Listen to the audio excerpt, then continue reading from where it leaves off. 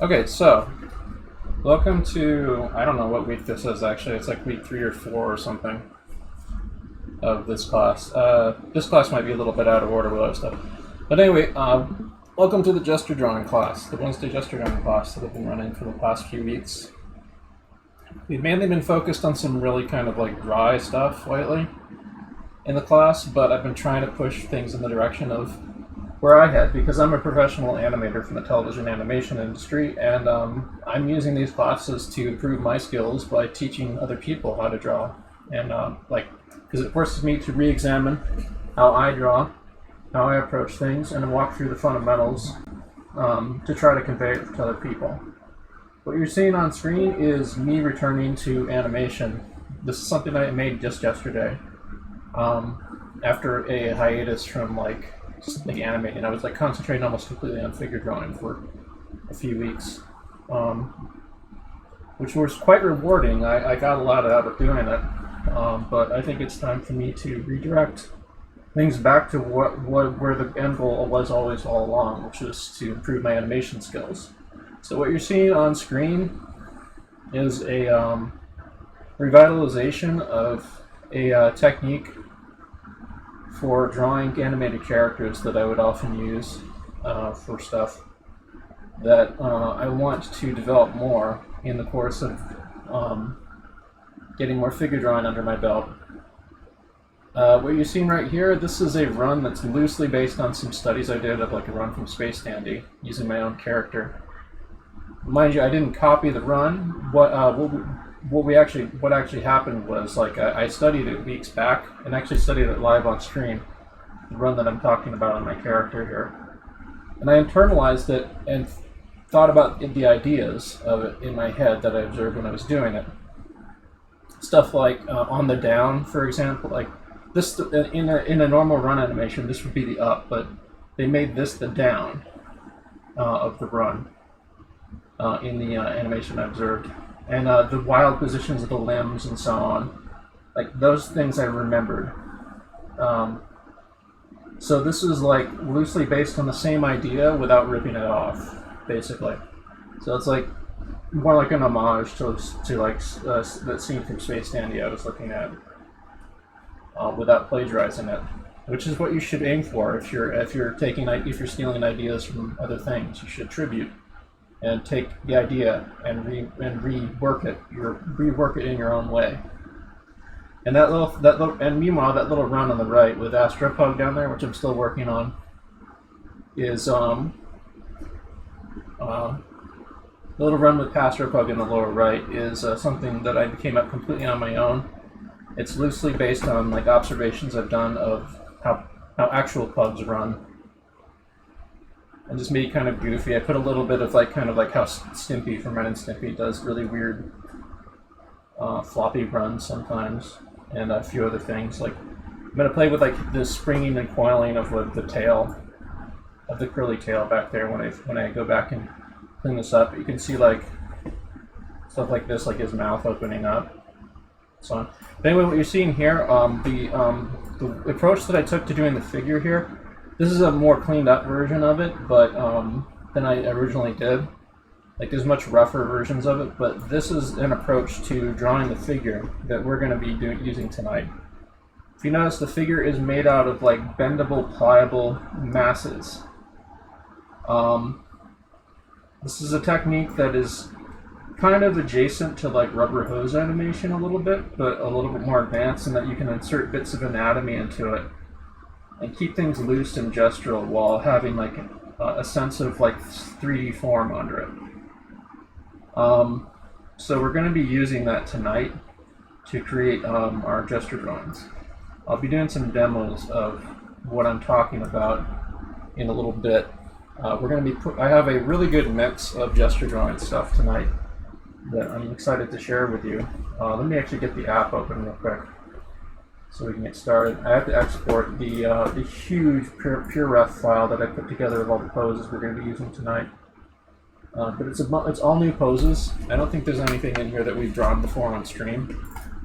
So it should be very interesting and very exciting. I'm feeling a lot more energized than I have in weeks doing this, because I'm finally like directing things into the direction that I want to go with this stuff. So I'm feeling more like myself, kind of. So tonight should be a very energized session. I'm going to see if I can get some appropriate royalty-free music to put on the background to get us all pumped. Here, let me get the gesture drawing app open so we can get started.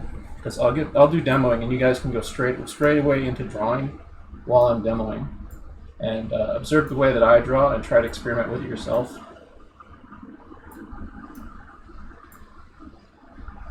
Yeah, the make your forms out of sausages from the Drawbox course. Yeah, that's kind of similar to it. It's a similar kind of principle. Also, in addition to these kind of sausage forms, you can insert boxes in 3D forms, like pliable boxes and stuff too. Like, so it doesn't all have to be like sausage masses, and you can of course modify the sausage masses to be more stylized. Like, if I wanted to, I could go on another pass on this and turn my character into like a Rise of Teenage Mutant Ninja Turtles character on model if I really scrutinized it and was trying to follow a model sheet, for example. Like, this is a technique that's unique to me, but can be bent into anything that I need it to be, basically. And I'm going to be using it a lot more and becoming more efficient with it, and layering more ideas on top of it over time. It's an approach that gets me to the finish line, and is unique to me, but is something that other people can kind of hook into in their own ways. Like, everyone has their own temperament for how they draw and how they approach the figure. There we go. All right, there it is on screen. So let's see if I can get this up. There we go. So,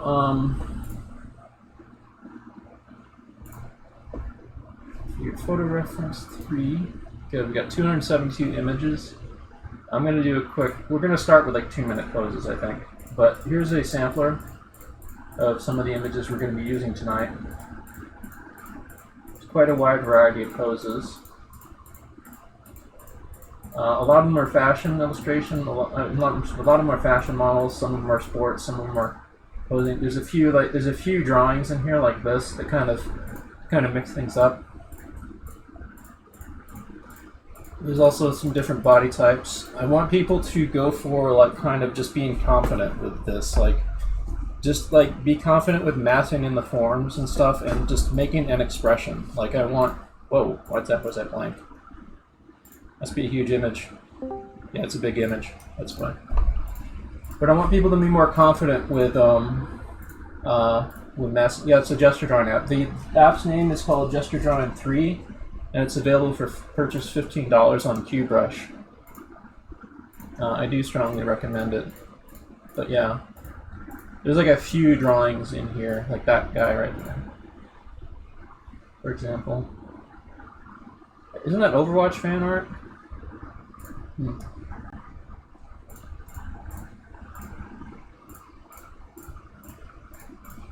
Yeah, there's quite a lot in here, and we also have additional poses from past stuff we might also mix in too. But this may be enough for us to get a lot out of this session. If I could play on stream, I'd want to play the music I was running during the pre-roll, because the that music was kind of fit the vibe of what I was going for. So in that interest, it's a kind of a limited playlist right now, though I may add more to it later. But I'm going to share my Spotify playlist that I was playing before stream. I kind of threw together. It's in Twitch chat now and in Classroom Classroom chat on Discord. So anyway, we're going to get started. We'll get started with a let's say 20 minutes of twos, and we're just going to jump right in. So I'm actually going to be working in Tune Boom Harmony tonight, so I'll get that set up real quick. Gesture stuff.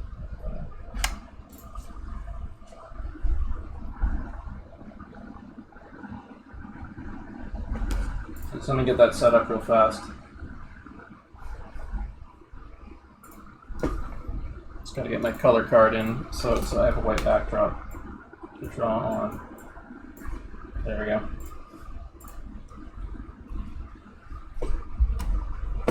Alright, now let me get the music running.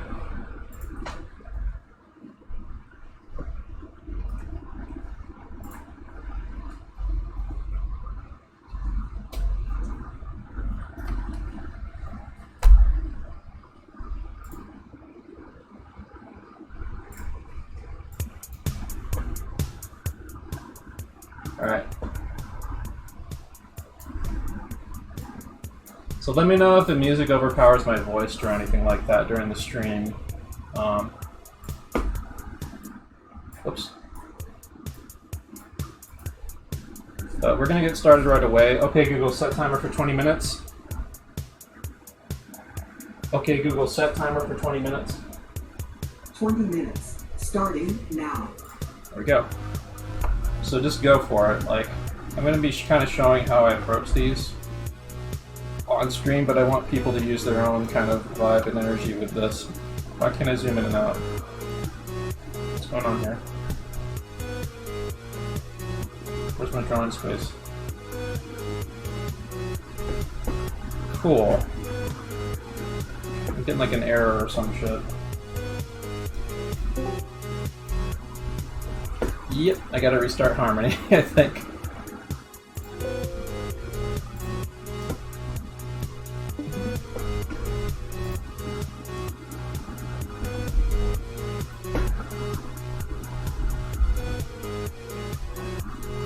What's going on here?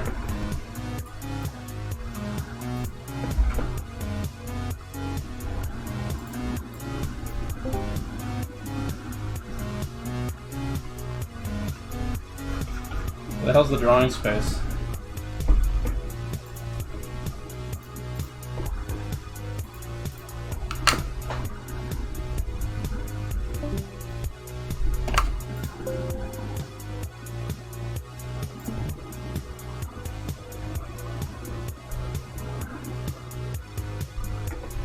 Yeah, it's doing it again.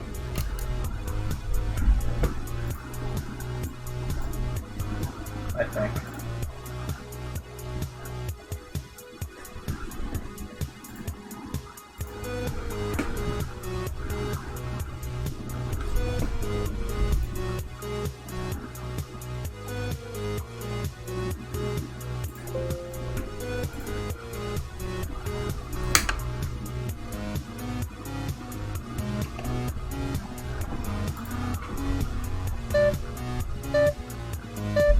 Yeah, I'm gonna have to restart Harmony.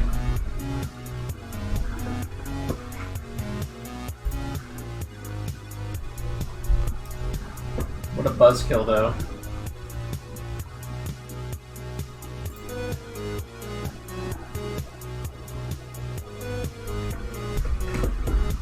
What is this? Did I hit some kind of setting that's causing this? This is really annoying.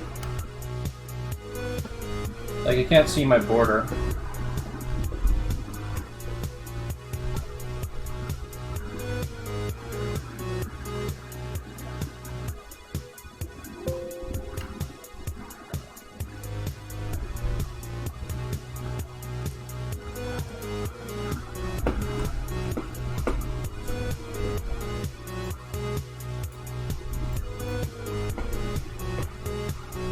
Yeah, I definitely hit something here.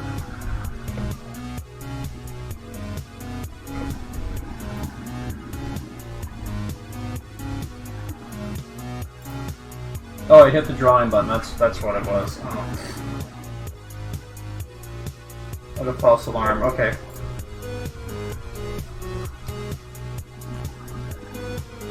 I haven't used Harmony for a little while. Can you tell? Alright, so let's get rid of the field guide. So the approach that I'm using is like massing in the forms. That means using like a lot of spheres and almost kind of like thinking of the forms as like sausage-like masses that are driven by gesture. I sometimes might even use like a line of action or a gesture or something to drive stuff too. But I can embed it directly into like the sausage piece or whatever and connect it to the body.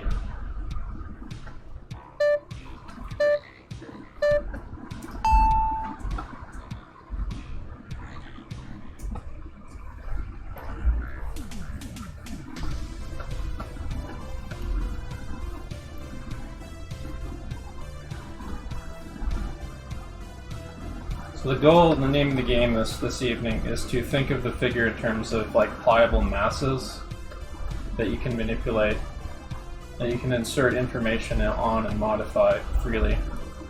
Like if you want this character to, if you want like the character or the pose that you're drawing to move to another pose, you're capable of doing that. Good. From how you drew this thing. And how you approached it. Then you can use different depth cues or different like centerline cues and stuff to show the direction of things. Like for example, we got like this kind of shape right here, but we don't know what direction this is facing. This looks like it might be like a vase or something. But this is actually a torso, so you do like a center line down it. And you might like attach some other indicators too, like this right here for like kind of like the ribcage indicator a little bit, and maybe like some kind of pelvis mass like that. You can kind of like interlock these kind of pliable shapes to the body like this. I'm a fan of using these kind of like pseudo bones that are like this kind of thing, because you can modify them however you want. And they're good, they're easy to wrap your head around. Kind of like this. You can even use the method for like doing hands. Like you can even start with like, this is actually a method you can use for drawing hands too.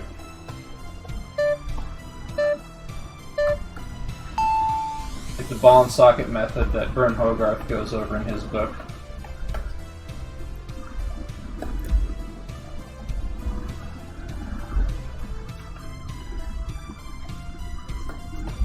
A little bit out of practice on hands, but you can even being out of practice like this method can kind of key you into it, and can key you into drawing hands again. And because if you're just thinking of things in terms of masses and ball and sockets and interlocking shapes, you can pretty much draw anything that's in front of you and modify it however you want. And that should be the end. That should be the goal for, especially for animators. Also, let me know if the music is overpowering my voice right now, because it sounds a little loud on my end.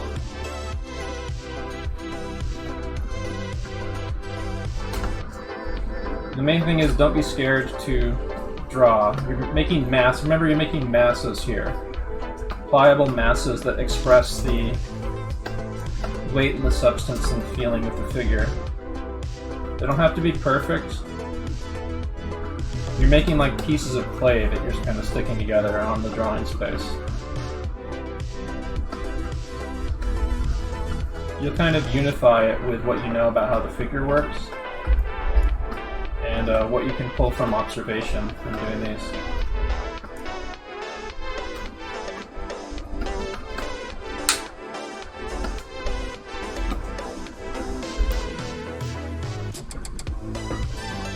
Yeah, I'll lower the volume a bit.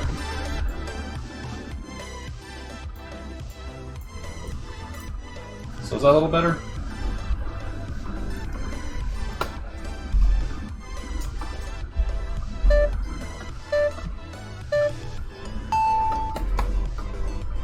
So something you might see me doing is like this. Like I'm kind of imagining the same figure but in a different pose and doing a quick sketch in the corner there.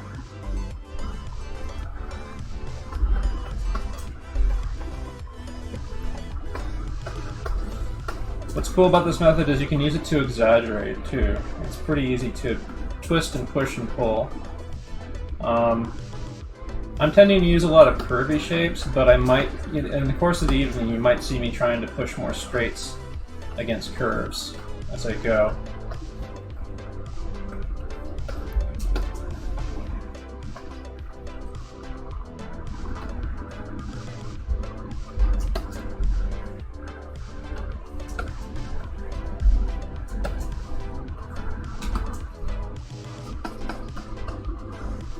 What's good about this method is it teaches you to not be timid. Like, you don't have to be scared of how complicated the figure is. You're just thinking about it in terms of masses and shape and stuff. You can always modify it later to be more accurate or be more like on model to a character or something, as long as you get something in the ballpark, and as long as you get something that feels pretty nice.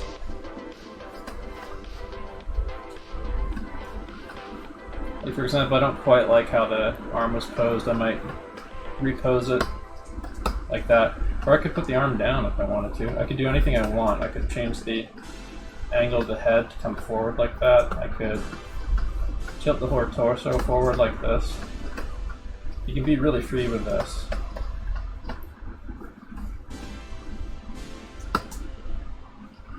And that's the point of like a technique like this.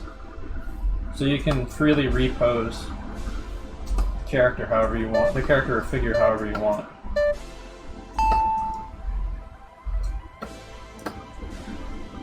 So this is a lower body right here. So this is going to be a vignetted kind of thing, but you can feel free to add in like a head or something up top if you like. Remember, don't be scared. Just kind of go with the flow on these. There's mass in the figure.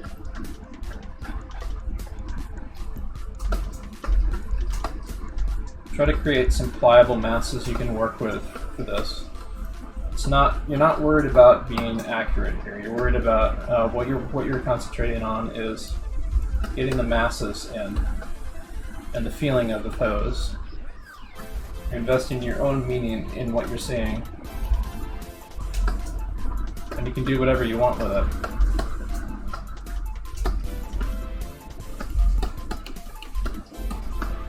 Like if I wanted this character to move in a completely different pose or spring off the page or run across the page, I could. Like I have enough to work with from massing in those forms that I could put it in any pose I wanted to. That very, very rough, loose character that I've thrown together.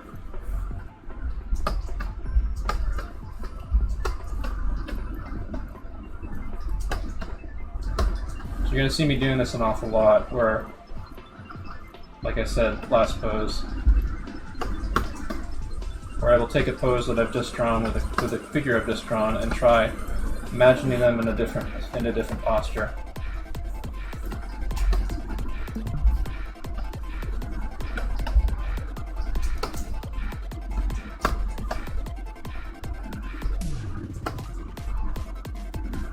No, you can't see the whole reference picture because it's oops.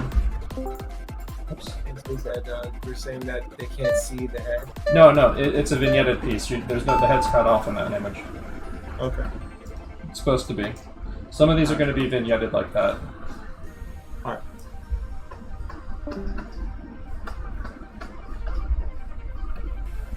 So for this one, I'm paying attention to the look at the collarbone right there.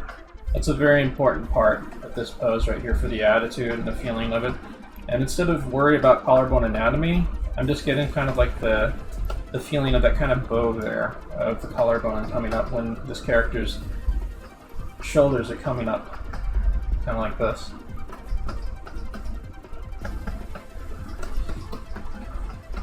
Remember, you're not going for accuracy. I mean, you're going for something that feels pretty good, that you can play with.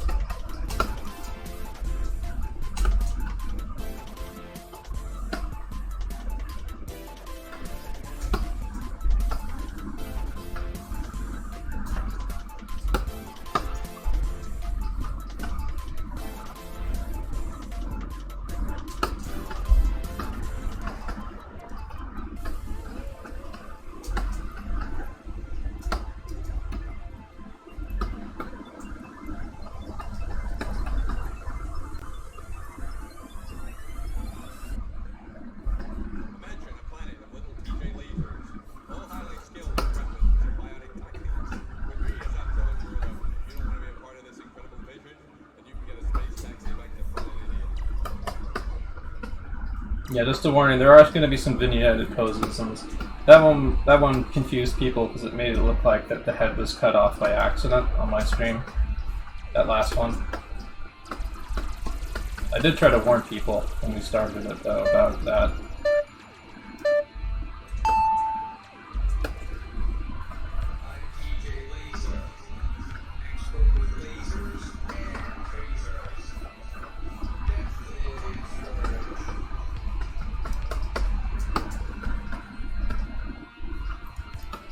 We're going to be doing this kind of energized gesture drawing a lot more. Stuff that is kind of how you would approach like the first pass of your animation.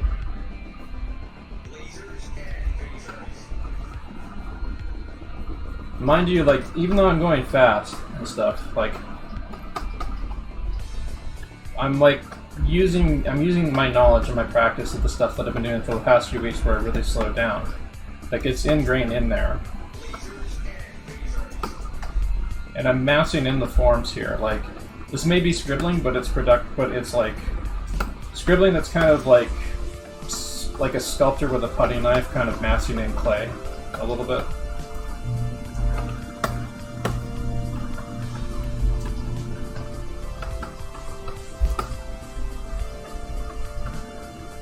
And you want to kind of think of your drawing as being like a piece of clay. You're sculpting on the page.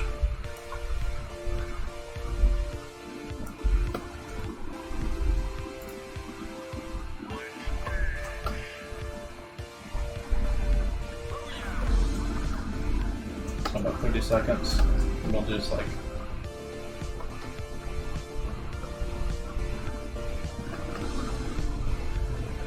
this at the same figure.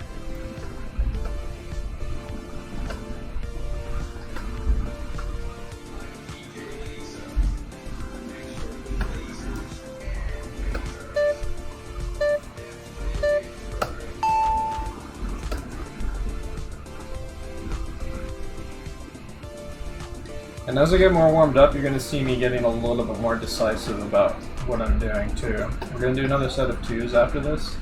But we're also going to be varying things up this evening with like slower poses. Like it's going to be 3s, 5s, and maybe some 7s or 10s thrown in here. But tonight should be pretty energetic. If you do have Spotify, I would suggest using the Spotify playlist I added. Kind of get you in the right frame of mind.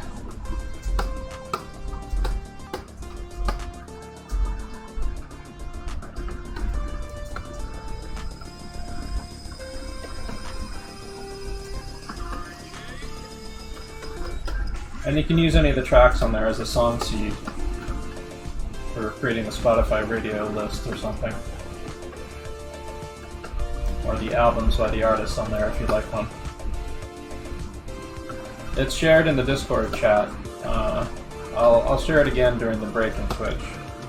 Can't really do much right now. So I'm sort of vibing and drawing.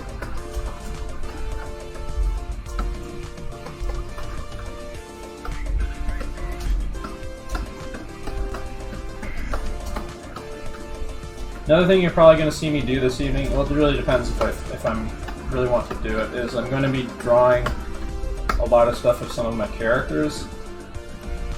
If you're going to see, actually, all I really need to do to make Spacedad is just add that to just any character. Like those could basically become Spacedad right there.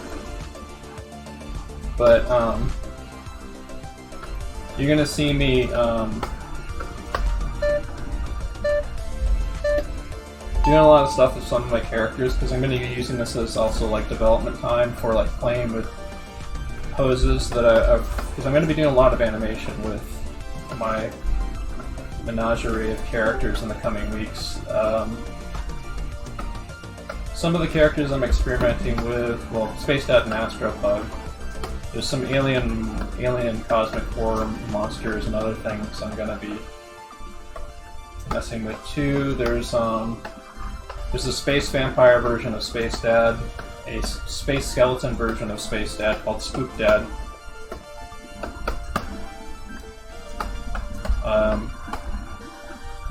There's a sidekick / heroine character named Omega Girl who is kind of like a female Mega Man mixed with like Kamen Rider, so she has like a humanoid form and a robot, like a robot transformation form. It looks a little bit more like Mega Man.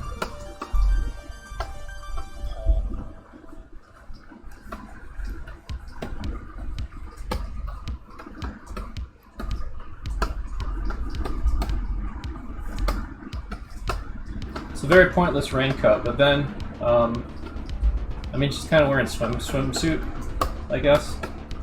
So maybe it's not that useless.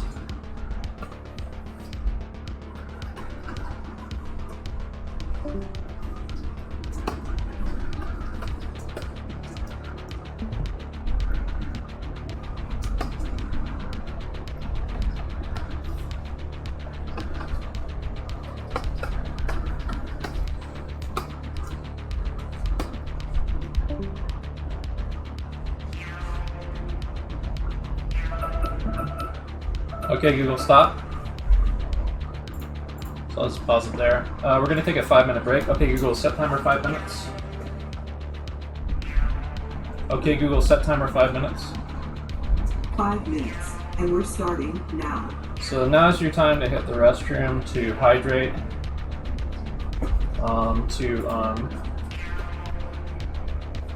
to shake your hand and arm out if you're still getting warmed up. Maybe do a few more line drills during the break too, but I would recommend standing up and walking around a little bit.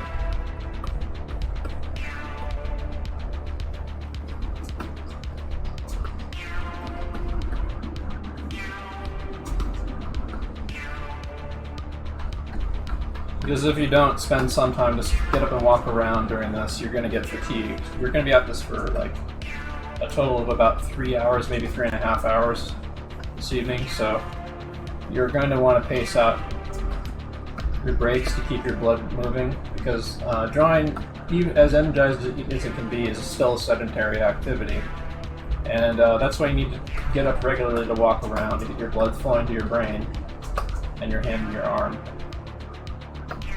So you're firing on all cylinders, hopefully, by the time the 3rd hour rolls around. The reason why I run these sessions for about 3 hours is because that's the optimal time for learning something when you're drawing. First hour is usually spent getting warmed up. I'm still getting warmed up. Second hour, you're still kind of getting warmed up. You're making better decisions about what you're going to be studying. Your stuff is starting to click a little bit. Third hour is where the real learning happens. That's where like the 1 or 2 things you're trying to learn from this session gets hard coded into your brain a little bit more. So you want to make a decision about what you want to practice and learn this session, and you want to repeat it. You don't want to be all over the place. What I'm doing this session is I'm concentrating on using those pliable forms I was talking about. So I'm going to be using them throughout this session and trying to be smarter about them and trying to push them and make them do what I want.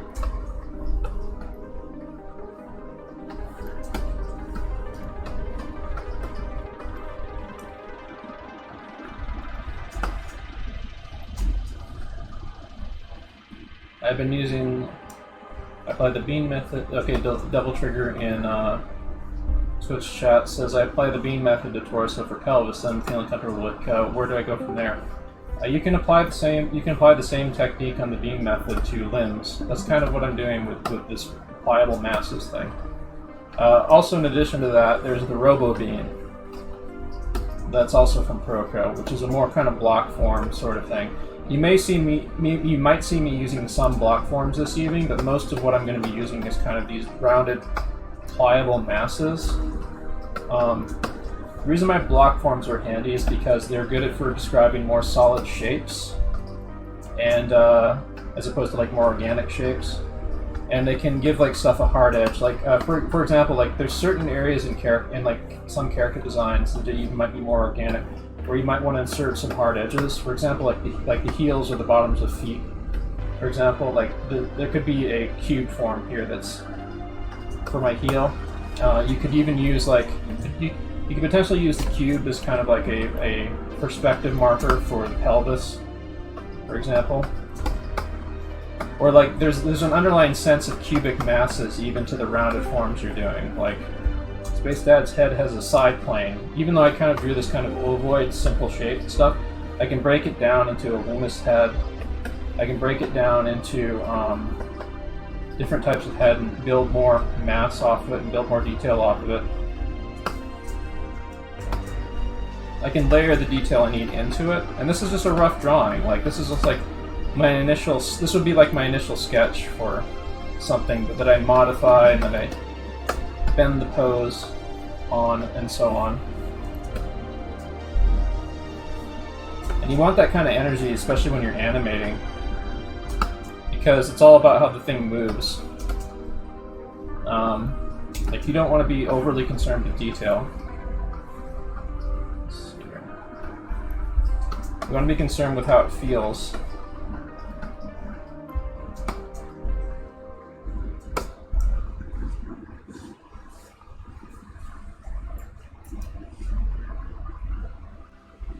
Yeah, part of what you're going to get out of this, I would actually encourage it. Like, try some figure invention this evening using this kind of stuff with these pliable forms. Like, okay, Google, stop. Don't get locked into just replicating the model. Try some stuff. You can use your own characters if you have some characters and use this technique on them.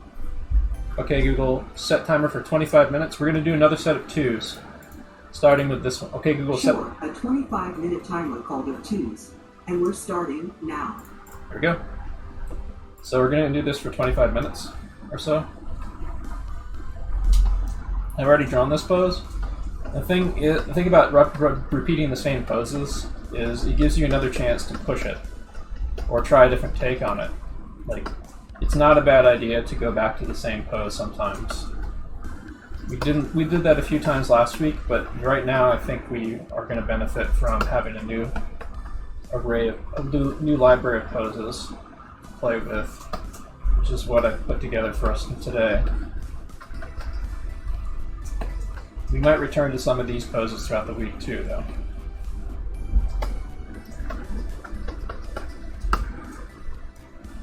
One thing you might notice too is, like, when you're exaggerating, sometimes it feels closer to the spirit of the original model, even though you exaggerated it. Because we have a tendency to, if we're trying to be accurate, stiffen up.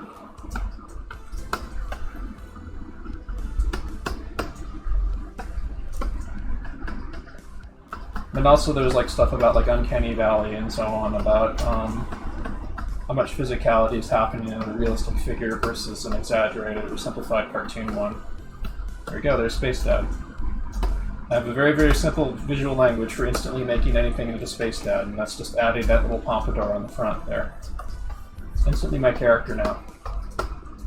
I can do it with any pose, and then I go back through and maybe modify the limbs to be what I need it to be. If it's like a more feminine hips, make it more like male hips. Although Spacedad's kind of androgynous, so.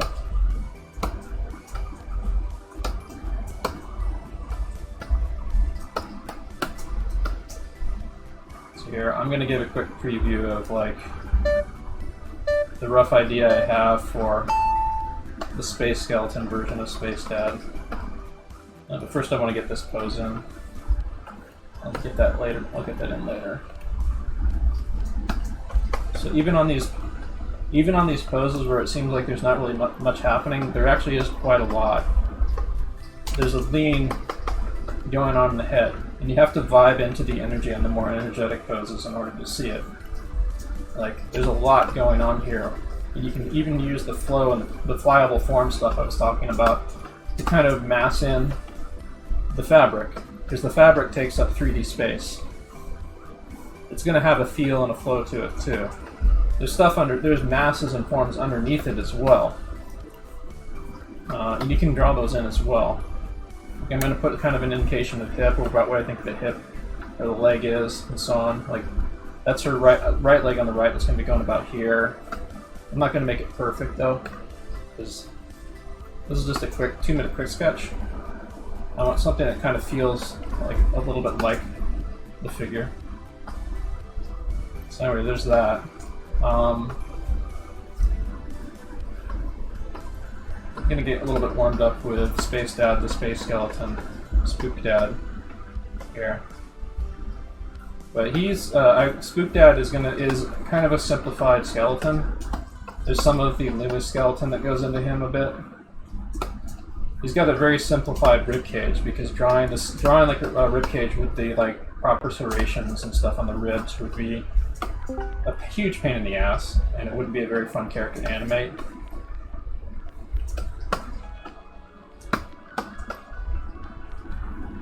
There we go.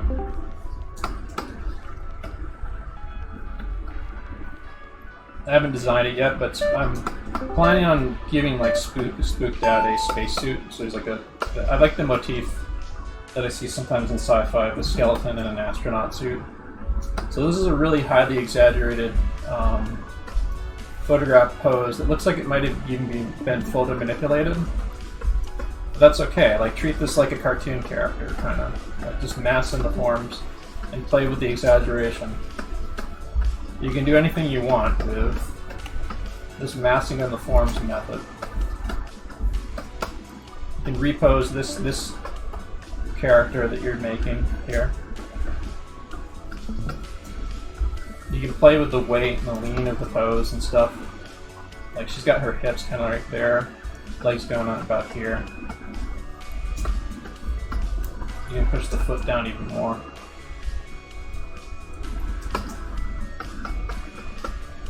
This kind of oblique attitude up there. Like I want people to have fun with this and not be self-conscious. Like, don't worry about making accuracy. But right now you're playing with forms and shapes and pliable stuff. Stuff you practice when you slow down more. That can probably maybe come a little later tonight after you get more warmed up. Like we're going to be doing slower poses later where you slow down and think a little bit more. But for right now, you just want to move your arm. You want to move your arm and play. Think about cylinder forms. Think about masses of the shapes. Think about the attitude and the weight of what you're drawing. The direction of the form a little bit. And you can have fun with scribbling. It's perfectly fine. The way I'm drawing right now is not dissimilar to how I will draw with a Sharpie on like in smooth newsprint when doing a traditional version of this exercise.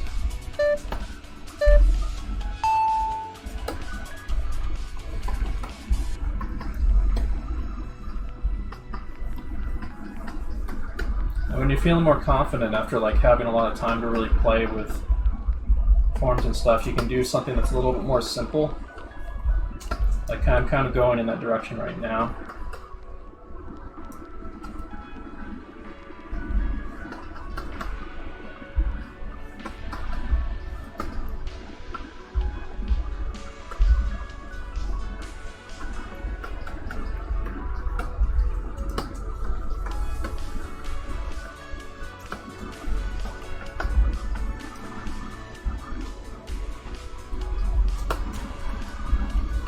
If you get lost, remember those interlocking shapes. You can use these kind of like 3D bone ball socket sort of things to design a figure.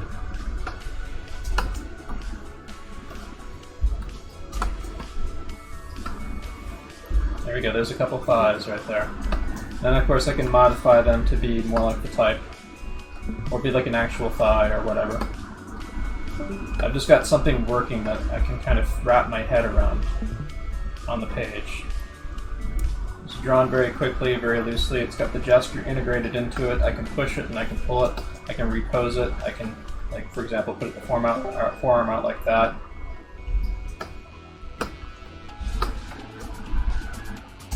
I can move the arm piece like up here.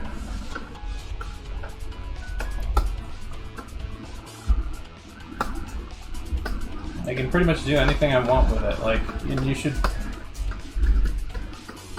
be able to do that too when you wrap your head around a method like this, or get something that works for you. Oops, switch that. I'm going to change it back to reference focus. Sorry about that. I meant to do that. I meant to switch it back to reference focus when we get back to the set. There we go. But I hope me talking through that, showing it in close-up, kind of helped people a little bit. So when you get like a really challenging pose like this, don't get don't get intimidated. Just try massing stuff in and try pushing things. Remember what you know about how hips work, how stuff connects up. Give it a go, and just give it your best shot. Scribble it in, mass it in, or whatever. Even if you like take one or two things from it in the course of playing with it, that's totally fine.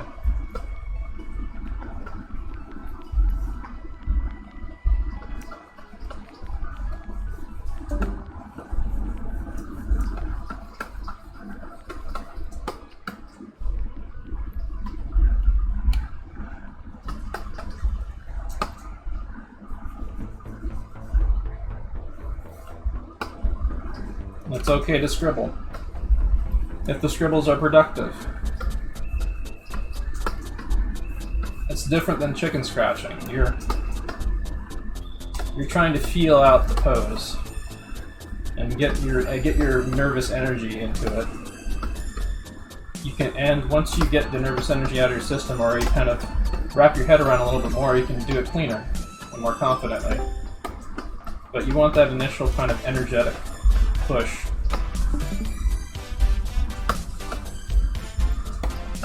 So I felt like it was a okay study, but I felt I was kind of stiffening up, so I had to do a pose that was more kind of expressive like that. So I would get locked up or too self-conscious for it. So here's a pretty good pose. Let me try to see if I can really mask this in here. Get the attitude of the hips and stuff here.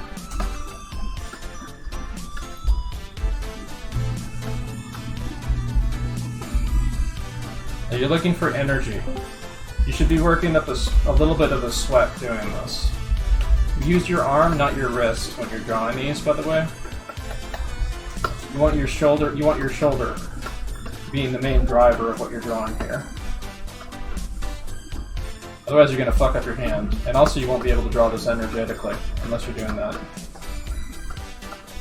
Your shoulder is going to be way more powerful for driving the drawing. So I don't think I quite successfully got the attitude here, but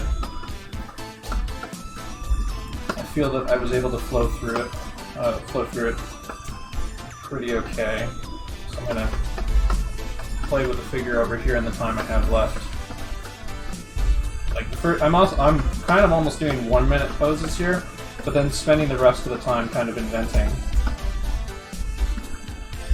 for these, just going fast through them. Sometimes reimagining the figure in a different pose, sometimes just kind of riffing off of it to invent something completely new.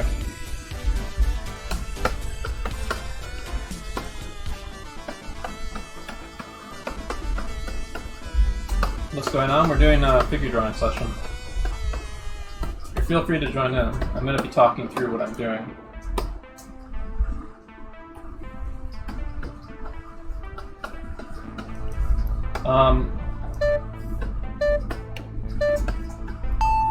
All of these demo scribbles, of course, will be available on my Patreon later, along with the Harmony file itself that has all those.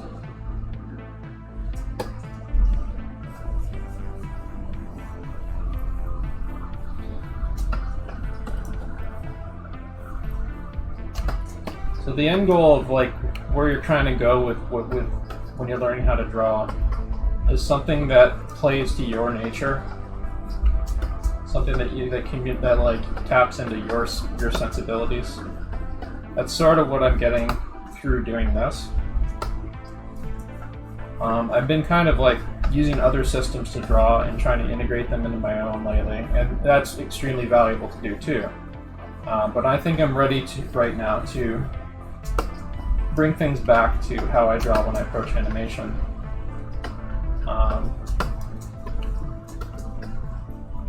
Because I know it works for me. And the more I do it, and the more I integrate other systems of drawing, like Riley Method, Loomis, Vern Hogarth, Glenn Bilpu, into it, the stronger it'll get. But I should have freedom to play freedom to mess up, freedom to scribble, freedom to experiment, freedom to put my own energy and my own vitality into what I'm drawing. Like, there is a period when you're learning, there are periods and times when you're learning where you really do need to slow down and pay attention and absorb information. Right now, we're kind of doing a little bit of the opposite right now. We're trying to vibe. Friday's figure drawing class will be considerably more slowed down. We'll do some 25-minute poses during that, but they're going to have some of the pliable energy of this class invested in them. Because as I'm developing my approach to doing these classes, stuff is going to be steered more in the direction of things that help me. Because I'm an animator and I'm teaching these classes to become better at animation. And the figure drawing I learn and practice is in service of that.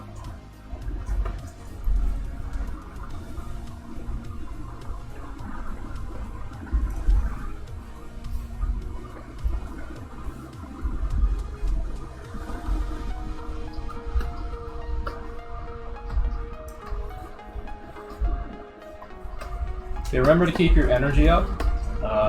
If you have caffeine and it's not going to interfere with your sleep tonight, I would suggest having some of that. I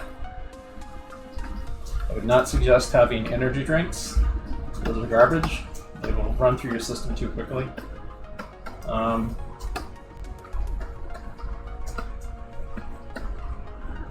Stay hydrated during this session for sure. And remember to get up and stretch out your limbs and stuff. Walk around, get your blood flowing during the 5-minute breaks.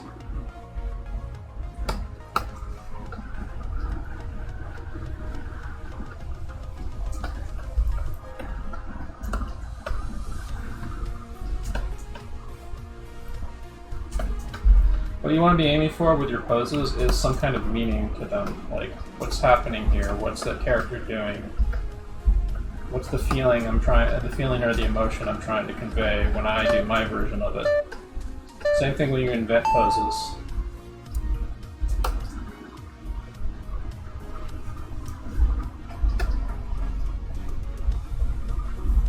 You become a kind of a choreographer. And the puppet that you're drawing is like your actor that you're directing for a stage play or something. You're developing you're almost kind of like thinking like a choreographer would, where you have an actor or a performer you're working with, and you're developing a performance in collaboration with them.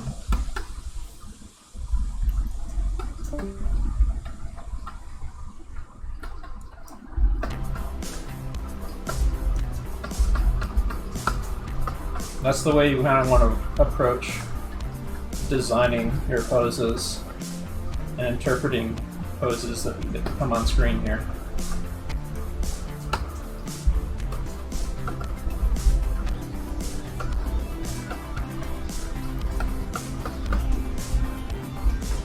So there's a few more. I know that there's a few more poses of this guy in this session, so I'm going to be prepared to, if he comes up again, I'll be doing some pushed versions of him.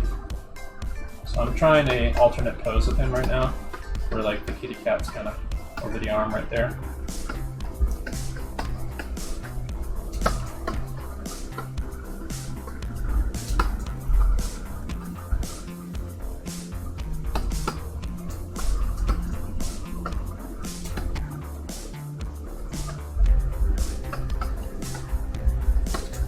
It's great at seeing something like this. You can kind of write a story for what's going on with this guy in your head. So here's a samurai who wants to protect a cute little kitty cat.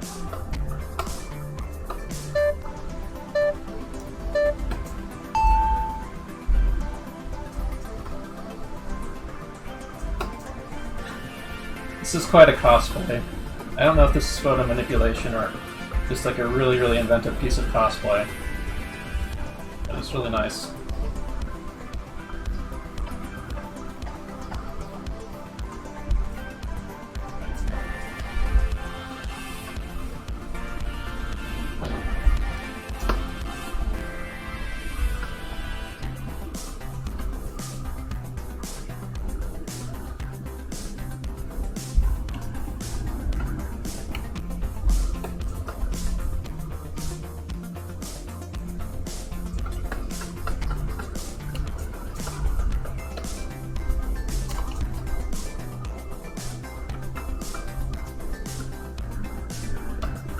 what you want to go for in conjunction with doing more longer, more observant, slower stuff.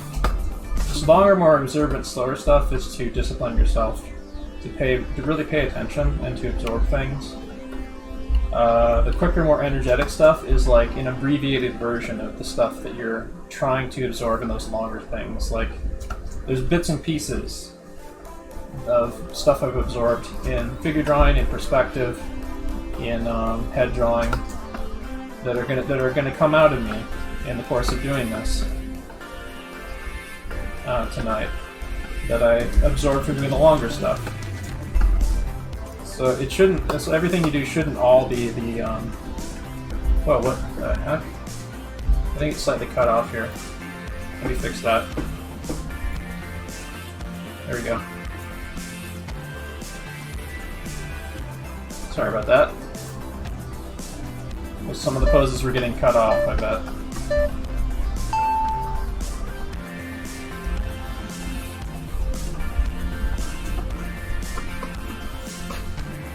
I'm gonna try. The line of action on this is very, very obvious. Like, you can push it.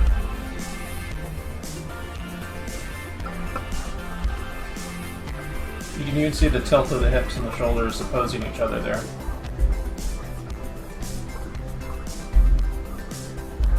Remember those pliable masses.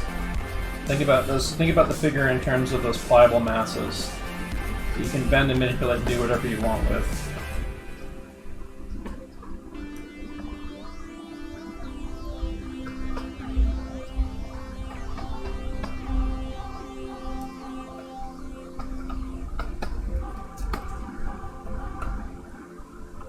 I wonder if we can play Sayonara Wild Hearts without getting copyright struck on YouTube. The music, the soundtrack from the game, I mean. Like, I was able to do that with Shin Megami Tensei, like last session.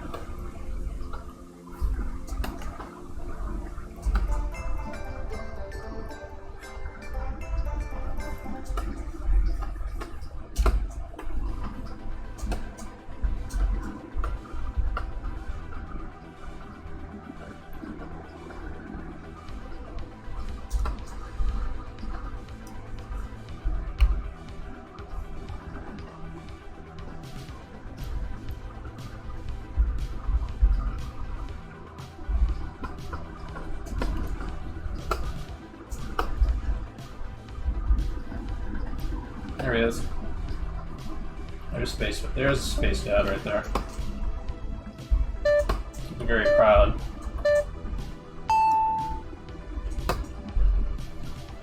This is a very nice pose. So look for something that you can rhyme and rhythm off of for these two when you get like really interesting poses like this. Like, don't put the complexities of it out of your mind. Just feel your way through it. Try to inject some knowledge of three-dimensionality into it as you go. You can just mass in the forms quickly and loosely.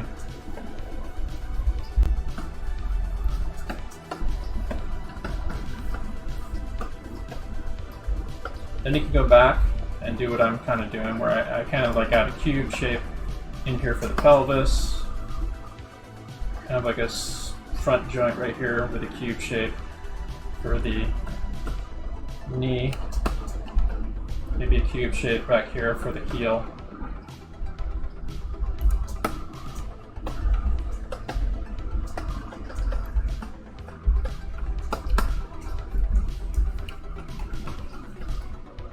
For some of these, I might actually start doing stuff like using a different thicker line, but I really want to get these done as quickly as I can without really, without pausing, if I can. So I'm just trying to vibe through these. If I'm trying to animate a character, I'm going to be massing in stuff about this crazy quickly, but then going back in through and like adding in indicators of limbs and so on, and then I can like do a cleaner version of something like this on my page. But as long as the overall kind of feeling of it reads, I can use that for animation.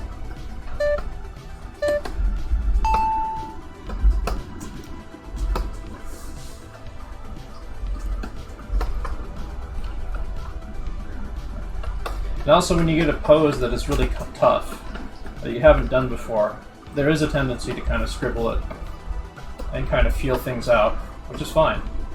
That means that next time you attack that pose, you'll have a better idea of what to do, and you can make smarter decisions about it.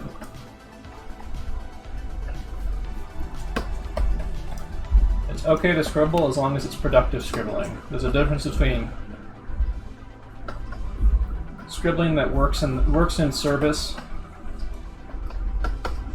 of trying to find motion and form and volume versus lacking in confidence, chicken scratchy scribbling.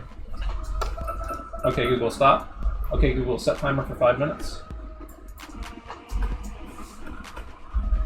Okay, Google, set timer for 5 minutes. 5 minutes, and that's starting now. So this is going to be a little break period. I'm going to get up and walk around a bit too. I would suggest hitting the restroom, hydrating, because this is, you should be, if you're doing this right, you should be working up a little bit of a sweat doing this. Use your whole arm to draw these. Be confident with them. Do not worry about messing up. Put the idea out of your head that you're going to mess up when doing these out of your mind. Like, that is not the point of doing this. Like, you're using this to vibe with things, to kind of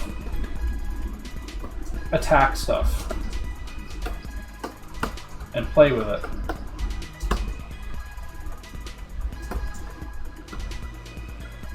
Other classes that I teach here, we will do slower poses, and we're going to probably do a few slower poses later. We're going to do some 5s later.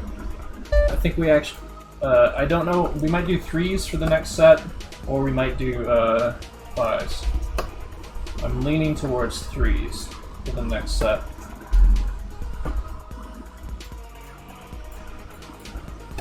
And another thing you can do is after you've drawn the poses, you can go back through them and embellish them, kind of like add more indicators of what direction, like these tubes on the legs are, and other things. I might do stuff like lower opacity on this guy, and then like try drawing stuff that makes a little bit more sense on it. Might do reinterpretations of certain poses or reposing of the character in them. So you're looking for a feeling from what you're doing when you're doing these. You should be free to play with it, kind of like what I have here on my screen. Where you can push the pose beyond what you're seeing up there, where you can change the position of limbs, where you can change the attitude freely. Try to pick up something from it when you're drawing the actual pose. But then try seeing how you can play with it. And don't worry about if you're struggling. This is not a technique that is easy to learn overnight. It's a technique that you're going to be using a lot, and you're going to be seeing a lot more from me in the coming weeks, because this is how I approach animating. What you're going to see, though, is you're going to see me evolve it and make smarter decisions as I start absorbing and keying into information a little bit better. Like my decisions are going to be a little bit more accurate, or they're going to be pushed in smarter ways. Or as I start to understand parts of the body more intuitively, you might see me make simpler decisions instead of scribbling out stuff that I'm not as confident about.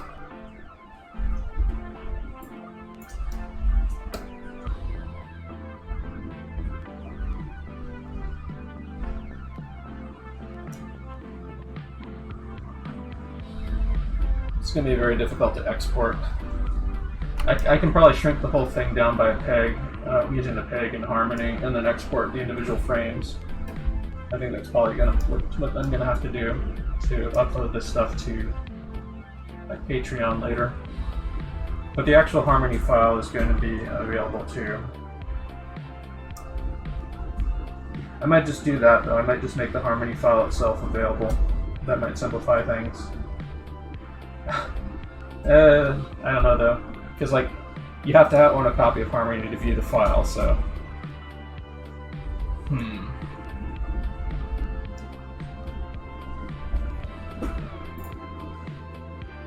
But I can export the whole batch. Yeah, so if you want to learn how to use your ARM properly for these, the site drawabox.com. Type that in chat, drawabox.com. Their lesson 0 section.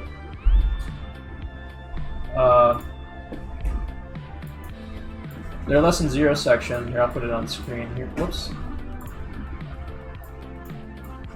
Their lesson 0 section has a bunch of stuff on how to properly use your ARM. So we're going to maybe go a little bit over into the break so I can show this off a bit. But for newcomers, I've actually been using this site lately myself. It's very important that you read the lessons and you also watch the videos here. Like, really take your time reading this stuff, because it tells you how you're supposed to study so you won't burn. Okay, Google, stop. So it tells you how you're supposed to study so you won't burn yourself out, and it also tells you how to draw with your hand and your arm, with your arm and your shoulder instead of your wrist. Let's see here. So I think the chapter's like, here we go. Here's the using your arm section right here. So if you need some help on like how to use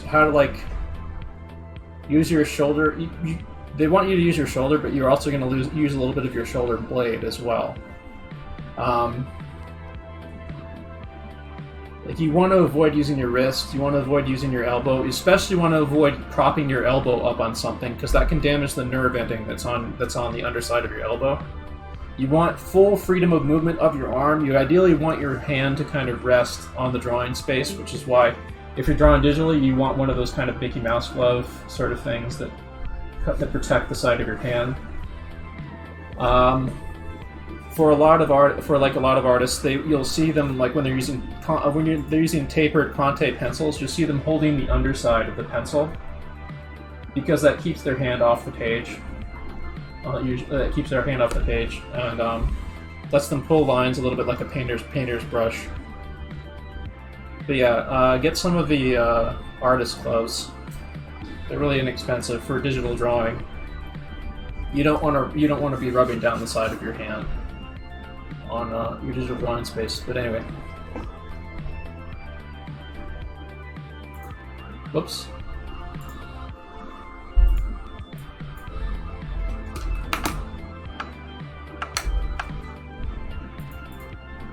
So we're going to be starting again. Yeah, the ref was covering the screen. Whoops. Well, here, I'll bring it up again real fast. Draw a box. Here we go. I'll put it up on screen again before we get back. See if I can copy paste that in chat. But here it is. Yeah. It's this right here, and they have a little diagram that shows off the angle and so on of the rotation of the arm or whatever. Just kind of burn that into your head. But here's the actual link in chat. So we're going to be going back to our drawings again. I'm going to make these threes now. We're going to start slowing down just a little bit.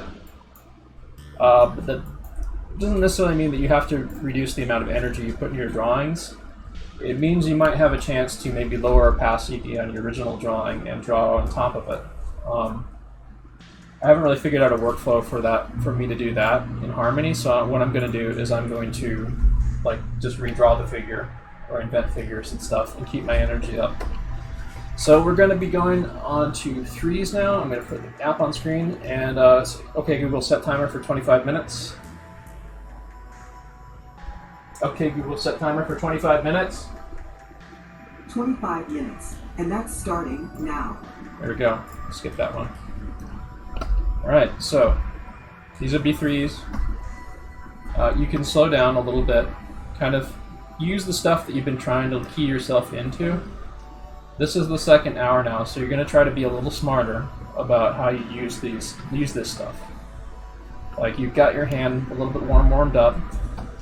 You can make wiser decisions about how you use these pliable forms now that you've kind of gotten loosened up a bit. But you can still, if you want to, maintain the same energy you have when you're doing the tubes. And I might do that too if I really feel like I'm starting to get tightened up. I might start doing some really crazy scribbly stuff. Right now I'm kind of like massing in the body by sections to kind of slow myself down on purpose. But I might make other decisions, like I might start, like using this, for example, starting with a gesture line, and then picking a spot to kind of mass in, like I think the foot down here would be a good place to start. Kind of a little cylinder connector for the leg there and the calf. Maybe zoom back a bit so I can see the whole figure. I see there's a bit of a hip tilt there. The shoulders are more level. There's perspective going on the ground here, so I'm going to include a little bit of perspective grid. And the horizon line is about here-ish, so maybe I should put in like a little bit of a skybox kind of thing going on for this pose.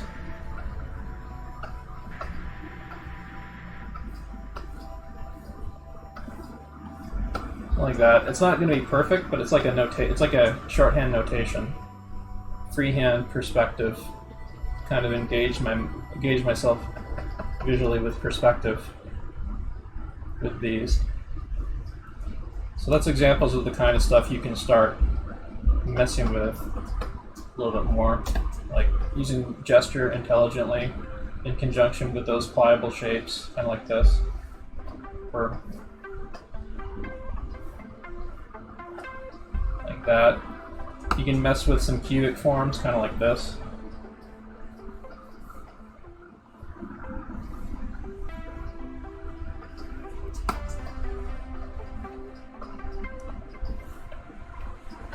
I can use a bendable cubic form for the torso there.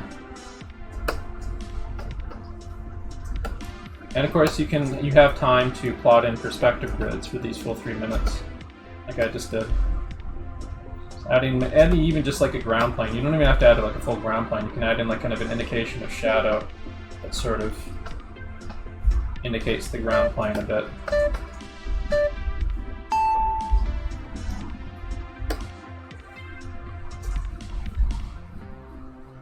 So here's a figure that's seated but brimming with attitude and gesture. It's you can visually see that gesture brimming through his clothes. So you might include a little bit of it. He's got his hips kind of slid forward, he's leaned back in the chair, and he's looking kind of arrogantly down at us. Those plebs who are looking at him and drawing him. You can almost exaggerate his feet and really pull them out like that.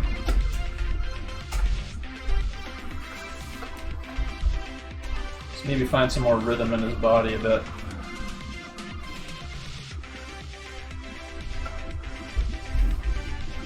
Let's get some of the chair in there.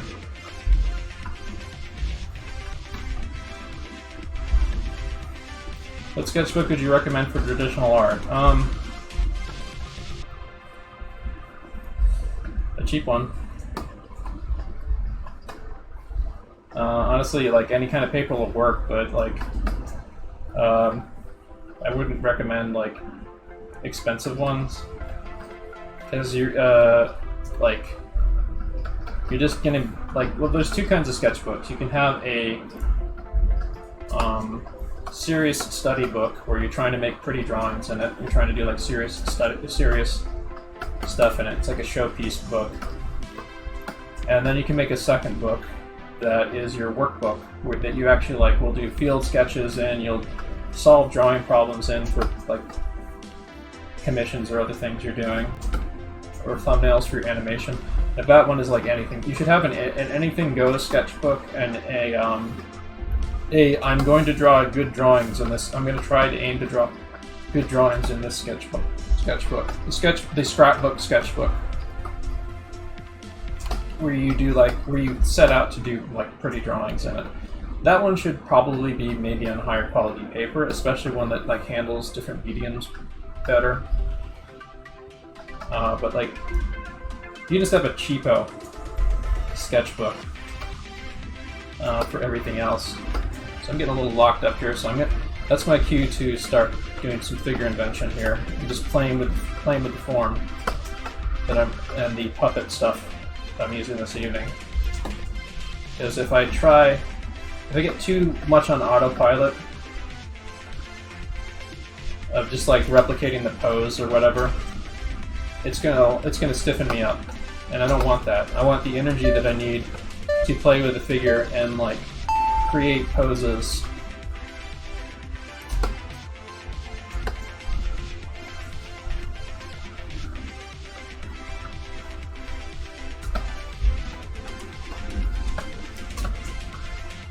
I'm going to actually kind of do that a little bit. I'm going to spend a lot of time kind of looking away from the figure and trying to invent my own thing, kind of riffing off of it.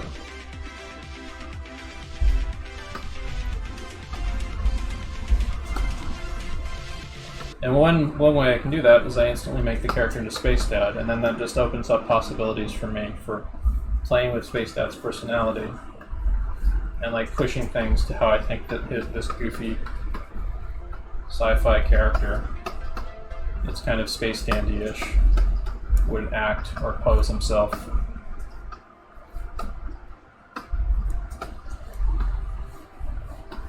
And that's an opportunity for me to play with some ideas I have for Spacedad in the time that I have left here. Sessions like these can be used as your playtime to kind of play with a character you're developing or trying to learn. And you're going to be seeing me do that in addition to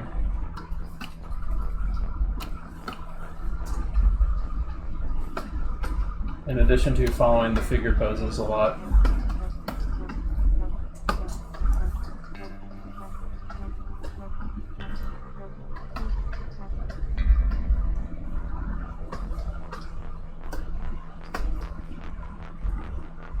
I'm going to do kind of like rough, loose thumbnail expressions of him kind of feeling out what his face might look like, distorting his features a bit.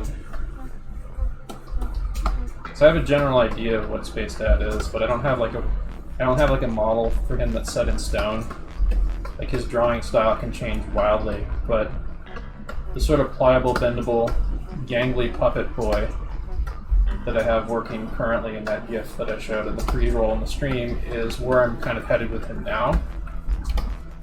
As I kind of wrap my head around other approaches to drawing for animation, you're going to see his design change. You might see him like I've drawn him before, like I've drawn him before in kind of a UPA style. So you're going to with limited animation, so you're probably going to see that come up some too in the future. There's a very kind of Fred Flintstone version of him that's visible down in my chat here. But this version of him that has like these kind of pliable limbs and stuff is kind of more based in like Lupin the Third or 1970s anime. It's this guy again. So instantly I see something to play with here, which is the two directions that the two characters are looking. And the cat, don't make any mistake about it, the cat is a character in this. When an animal is staged to tell a story, they become a character, essentially. It's kind of weird to think of it that way, because animals, you know, they don't know anything about acting. They're just animals. But yeah, no, an animal becomes a character. A live animal becomes a character when they're staged in something like this to tell a story or to tell something about their character. So I like the opposing directions that the two characters are in right here. The cat's kind of peering over this way, and even their paws are going that way. The samurai's got his head kind of cocked and looking up that way. The cat's actually kind of looking kind of down a little ways.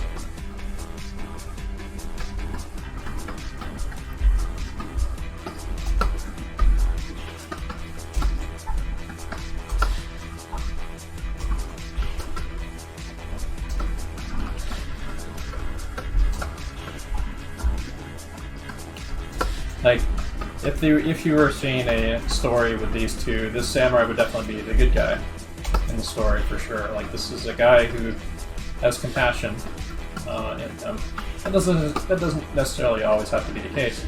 There's a lot of like, villains that have compassion for animals, which is contrasted against their lack of compassion for people.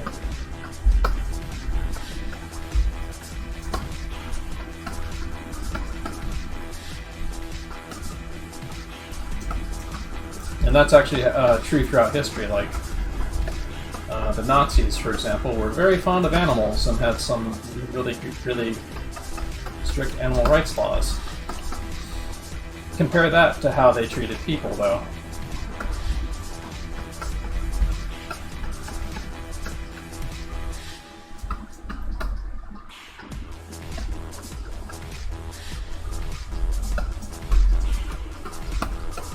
But this guy, I think we can safely say this guy is probably... He might be like a morally gray character, a morally gray samurai, but I think it's fairly safe to say that this guy is probably a good guy, if we were to think of him as a character.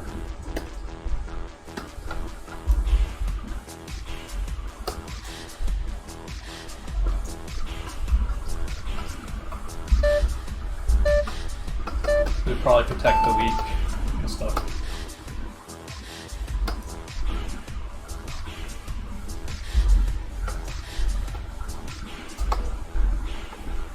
Really play with pushing this pose. I'm going to go with my pliable bodies for this. Just get like my bendy bodies going on here.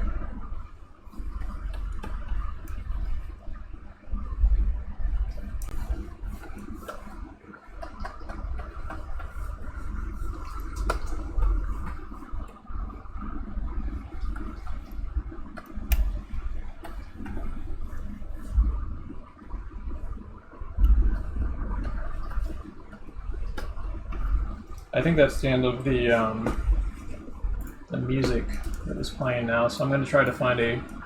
Oh, cool, there's a synth arcade radio that is playing no copyright synthwave. Let's play that. Let me know if it's too loud, by the way.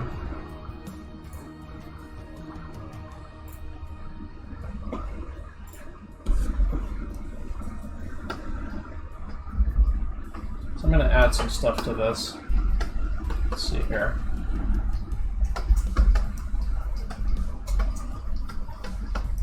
It's more of a compression in the leg, I would say. Some cylinder shapes in there. I'm going to be using a mix of the most pliable forms and gesture.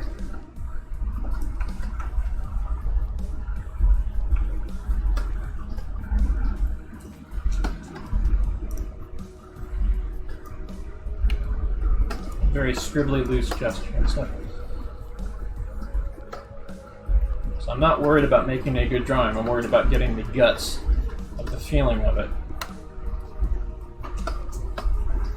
I can go back in, lower opacity on this, and make something pretty later if I wanted to.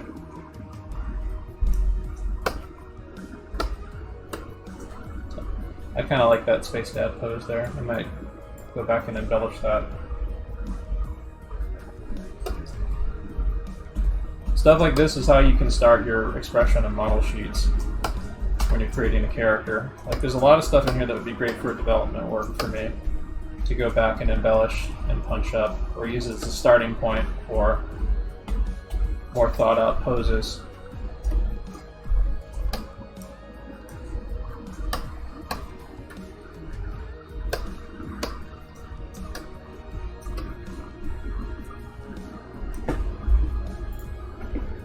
Going back through my other poses. What do you got for us? What do you got for us?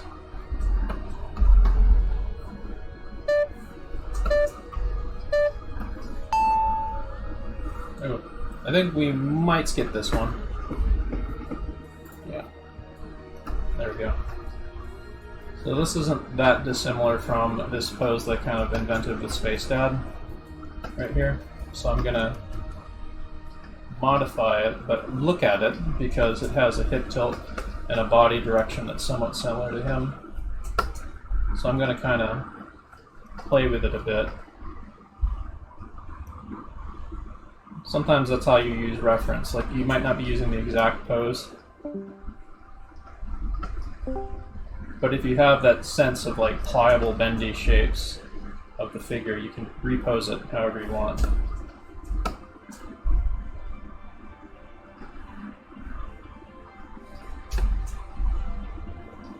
I'm going to start off here, just like have his arm going up completely straight. It's not what the figure is doing. There's a lot of not what the figure is doing up there.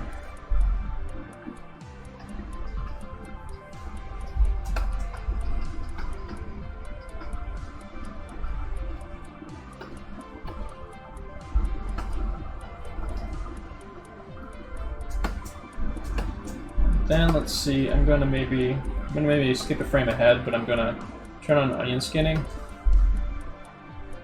Then try using what I just drew as a basis to create a completely new pose.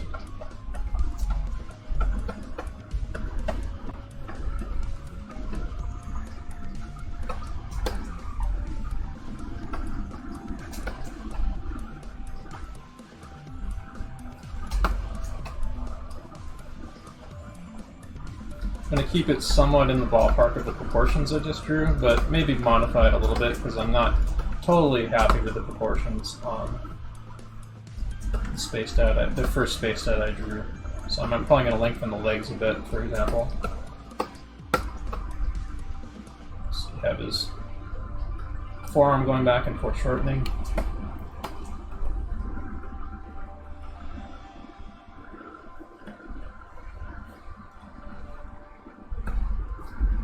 Using onion skinning or transparency or something to kind of... Actually, I think that's how I probably will do punched up versions of poses on this.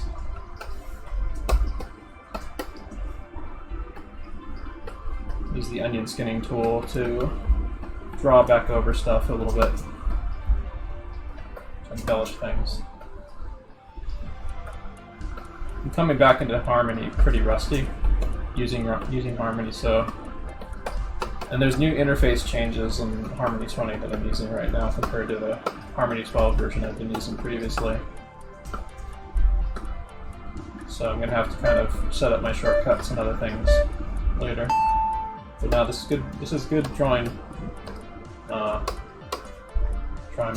Okay, the left arm looks a little awkward. I think I would probably modify that a bit, but the shoulder anyway. But like, I kind of like where the pose is going a little bit. Something to develop later. So let's see here. See if I can get like kind of a little bit of a more minimalist feel from this while still using the same principle.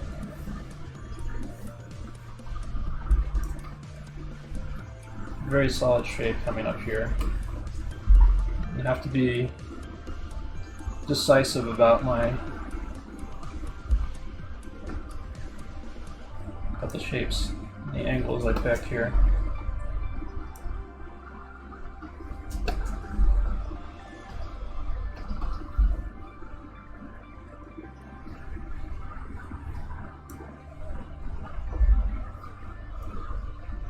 Even if they're wrong, I have to be decisive. It's better to be wrong and decisive than it is to be wrong and indecisive. Because it's easier to fix a decisive, incorrect action because you can clearly see it and there's less scribbling and ambiguity. Like, oh, this is wrong. And I can very clearly see that it's wrong. So now I can modify it. When I say try to be confidently wrong, I don't mean be stubborn. used confidence as a way to eliminate ambiguity when you're trying to figure something out.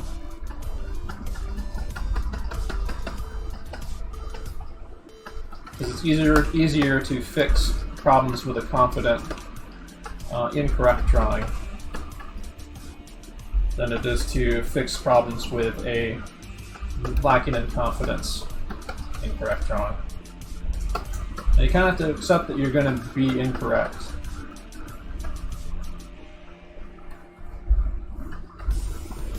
So let's see here.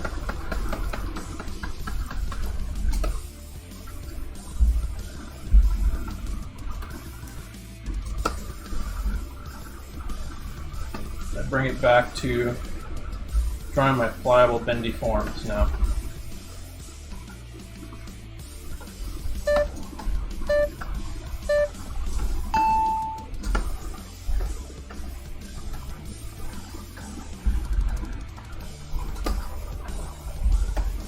There we go.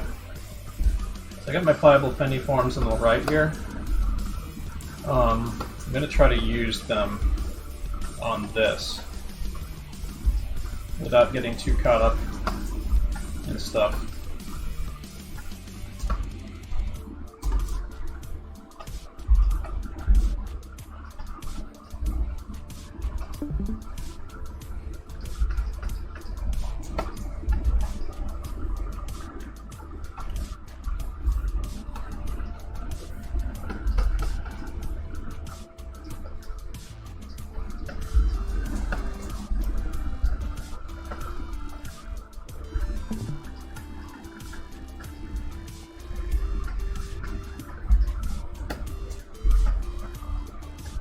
So there we go. My pliable bendy forms are helping me figure out this pose a little better. That's kind of what I want to go shoot for. Okay, I was able to work out that hip tilt there. I got a little confused with this thigh foreshortening. That's okay. I can try to triage it a little bit. But I'm liking what's going on with here, with this kind of simplified approach to kind of like this cubic ball for the heel, and then like kind of this sort of massed in top of the foot, connected up to the calf, sort of like that. Like, you'll come up with little kind of simplified tricks like that on your own to mass in areas of the body. In this case, it's a method that I know will work for me because I often will think of like the heel as being like a cube.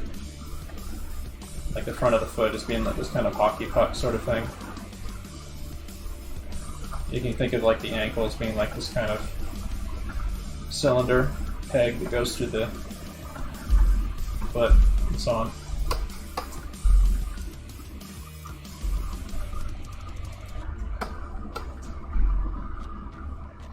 What's cool is this method actually makes it pretty easy to kind of figure out the volumes of fabric too. Like,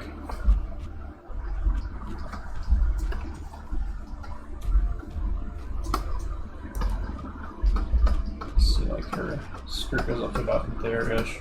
This isn't perfect though, but kind of get the general impression of it. Like, because if you know what the volumes are, then like adding clothes or fabric to it becomes a little easier.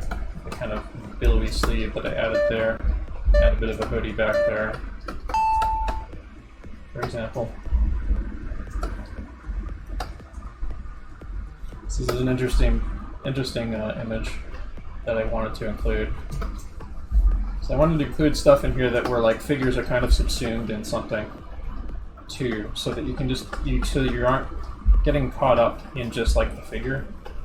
You can also play with adding in the masses of the clothes and making that part of the figure design.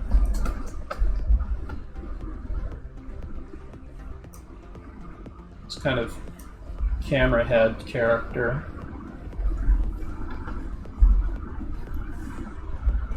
I don't know what this is for, but it's neat. Okay, Google, stop. Okay, Google, set timer for 6 minutes. Okay, Google, set timer for 6 minutes. Sure, 6 minutes. Starting now. You can do a lot with this guy. This guy seems like very much like in the vein of like a Philly TV head dude or something. There's lots of really wild like costume and fashion and characters design stuff to be found online if you can plunge around on Pinterest or wherever. That's where I found most of this stuff.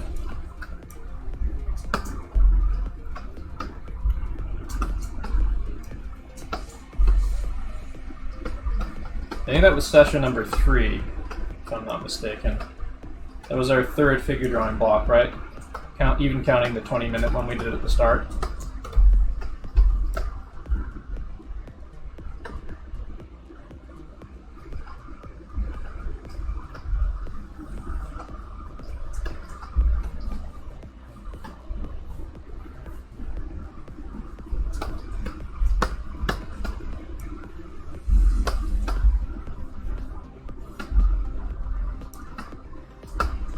If it is, then we are basically at the halfway point right now, I believe.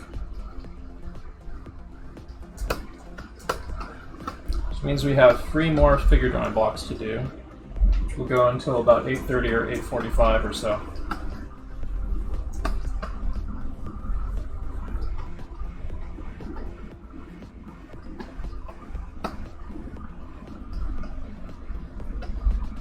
So this is starting This is starting to suggest a little bit more sophisticated Spacedad design to me, like that kind of shape for the hair there. Let's switch back real quick. Let's pause that.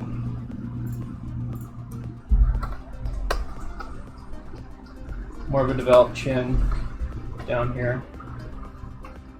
Kind of a professory look, potentially with the hair.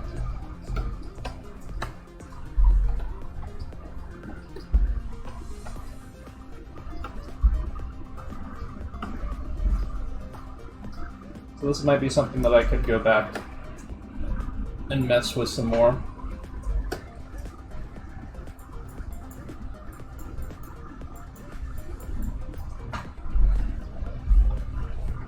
Using these sessions as an opportunity to develop your characters is a good idea. That's what I'm doing for this. I'm going to see, maybe I can put in a little bit of Astropug. Astropug is kind of a mix of a real pug and an anthropomorphic dog astronaut character.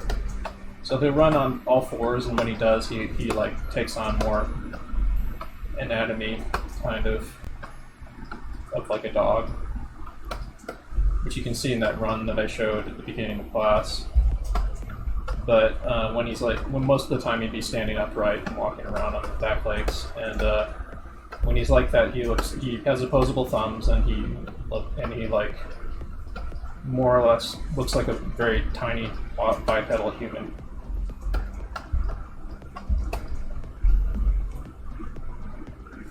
So something like this, like,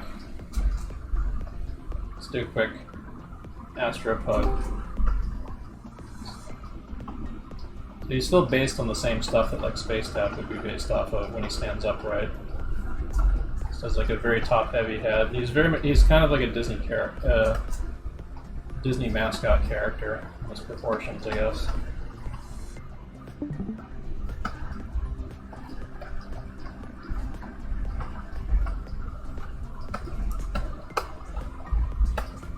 Those space booties.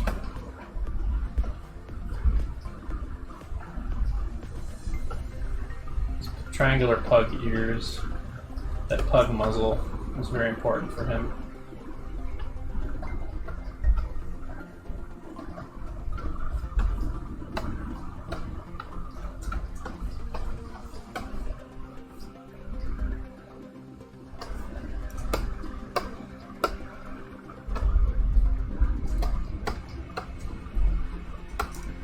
And of course, when he's running on all 4s, his anatomy behaves more like the rules of an actual dog.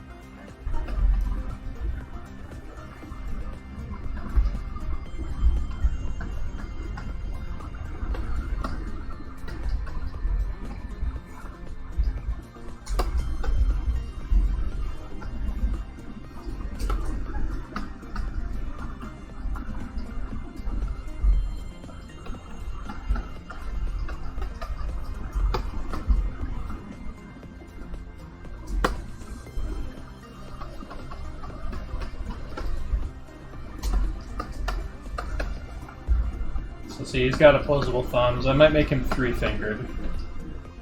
Because, you know, dog paws or something. I don't know. I'll see.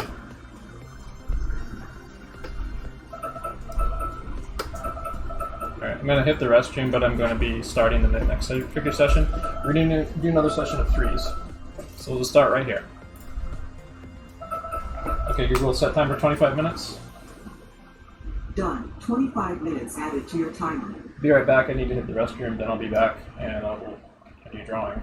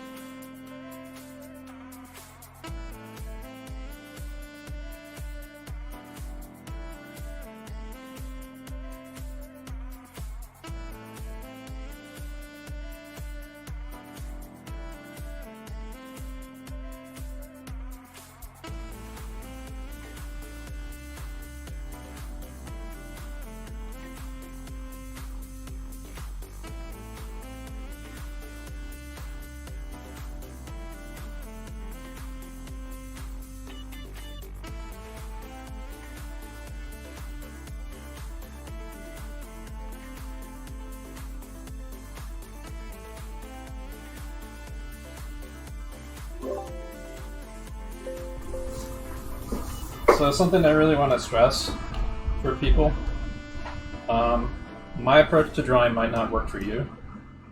I want people, because everyone has different temperament, everyone has different sensibilities of how they read and understand things. There's probably some stuff you can take away from what I'm doing, but I'm trying to piece together stuff myself, and I'm still discombobulated about piecing together, like breaking down and understanding this really complex information of how figures and characters work and everything. So, and the way I approach to drawing is going to change over time. As I learn new things, and as like my hand-eye dexterity improves. But like, there's things that are going to be essential to me, in addition to like fundamental things that are kind of universal, that, you know, everyone should kind of study and kind of ingest.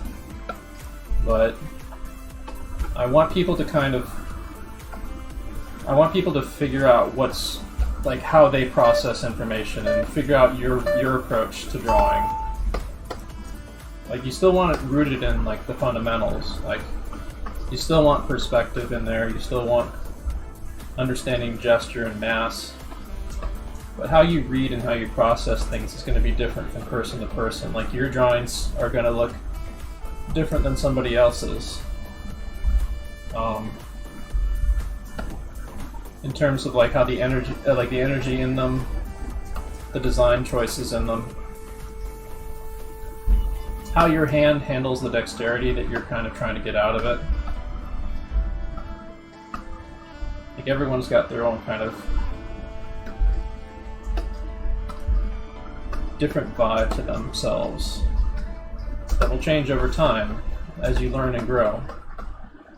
I'm looking to, like, I want to be like drawing differently than I am a year from now, but I want to be understanding things and like feeling things a lot stronger for how I draw.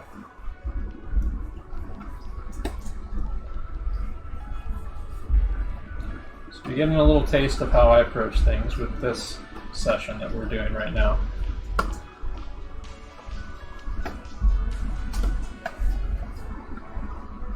Yeah, there's going to be people that, like, instead of like the wild and crazy, out of control loose approach that I'm taking with like volumetric shapes and so on, like, some people may be more contained and more calm than I am.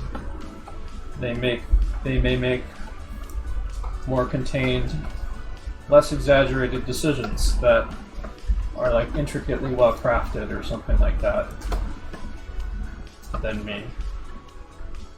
But dipping your toes in something like this might help loosen you up a little bit. So you can feel the flow a little bit better when you are kind of really paying attention.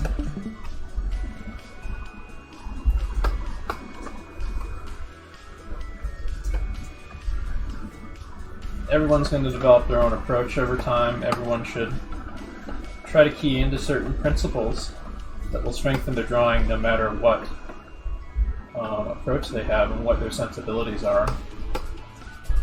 But like, sometimes like the artists you admire, you may not, your temperament may be different than them and how you approach shapes and how you process information. So it may be very difficult for you to try to learn how to draw like they do.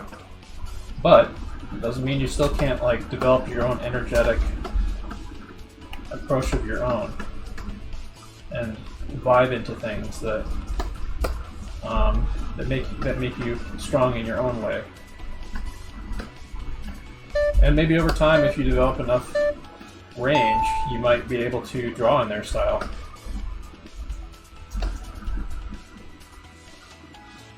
Just from like your overall command of understanding the figure in your own way, like being able to bend how you approach the figure to suit another style won't be as hard.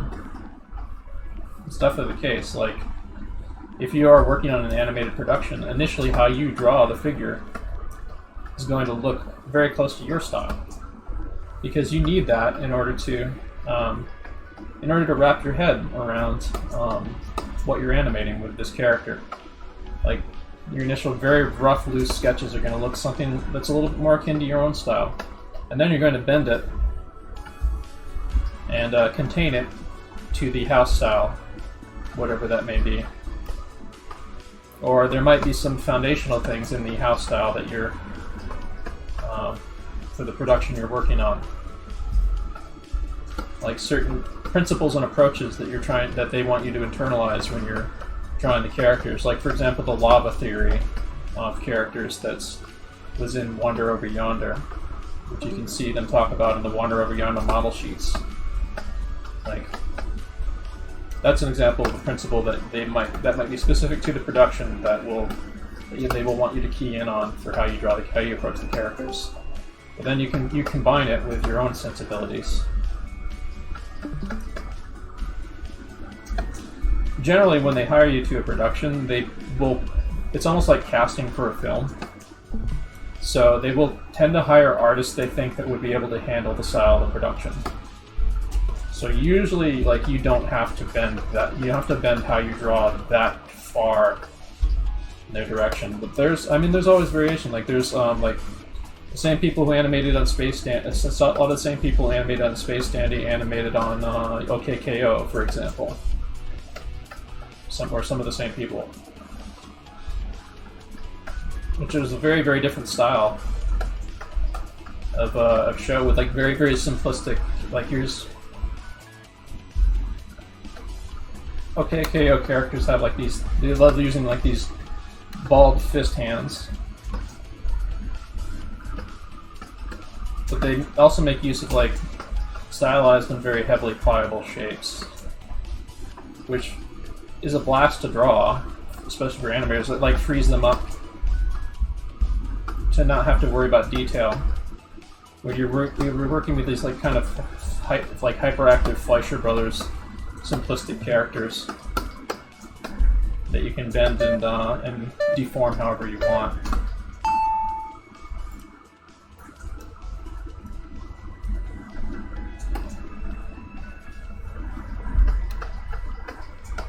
That's also why coming up with your own approach, how you approach things, that's unique to you, but that still like utilizes the same ideas you're trying to draw, is essential. And like, you want something that like gets the energy out of you, and has you processing visual information and the understanding the gesture and the attitude and the motion in your own way. And then you combine, and then when you get comfortable in your own skin, basically, as an artist, drawing that way, you're able to modify and bend it to different styles or different productions that you're working on.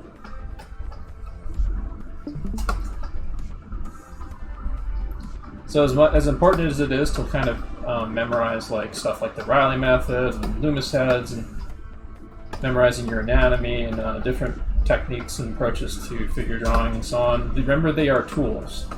Like they are things that you will internalize and have bubbling around in your head when you're trying to approach things your own way. They are tools you can fall back on when you're trying to solve a drawing problem. Like I may run into an animated character where I need to use some Riley method rhythms. Like I don't know, like their ear might help me. Like coming off the rhythm of their ear might help me figure out where the bottom of their chin is, which is a very Riley method kind of thing. Same thing with like the front plane of the head.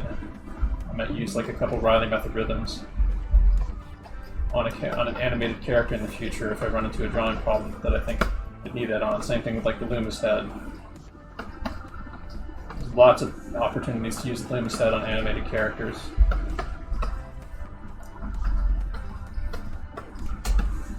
It's a shitty Loomis head though. Kind of going really fast.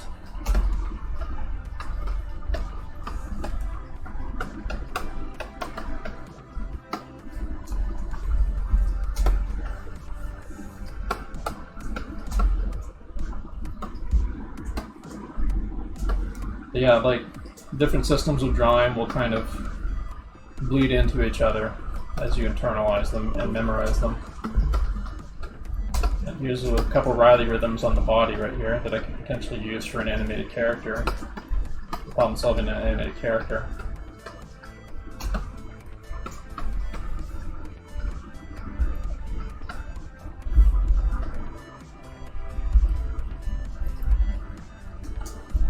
It's almost kind of like you're a martial artist and you're learning about different martial arts styles and you're coming up with your own MMA approach.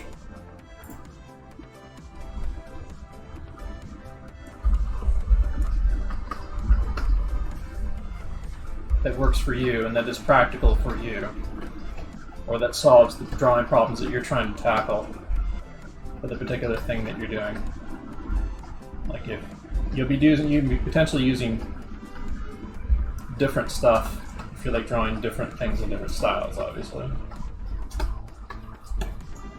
But a universalist method for how you work you can use as your go-to.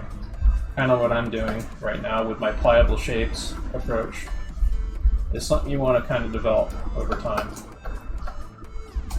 Like this works for me for animating. I can take this guy that we're drawing on screen right here, in that pose, and I can potentially put him in any pose I want. So I've processed the visual information of how he works a little bit.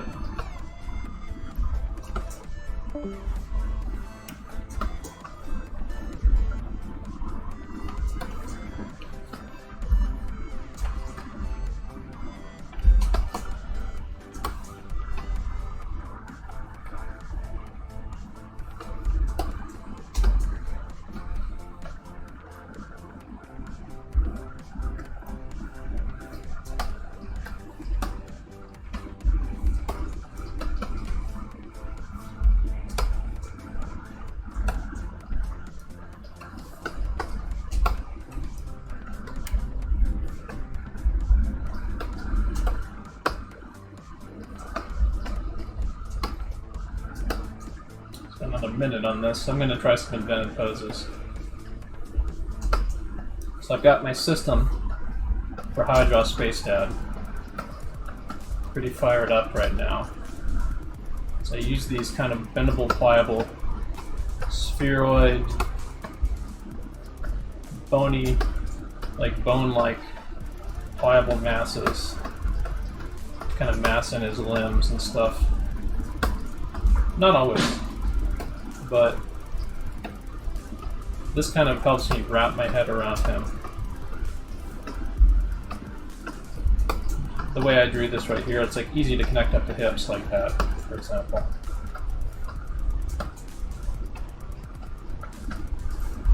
Like I'm giving him kind of bell-bottom shapes to his legs now. Just trying him out in like potentially a different outfit, so his like his feet coming out the bottom.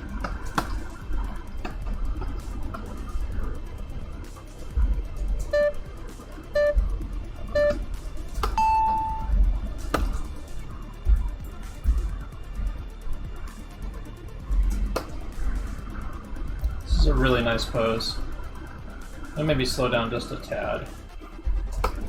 To handle this in terms of pliable masses, where I'm just drawing the masses, kind of like that. You can kind of see the line of action there. I can visualize the line of action pretty reasonably right now.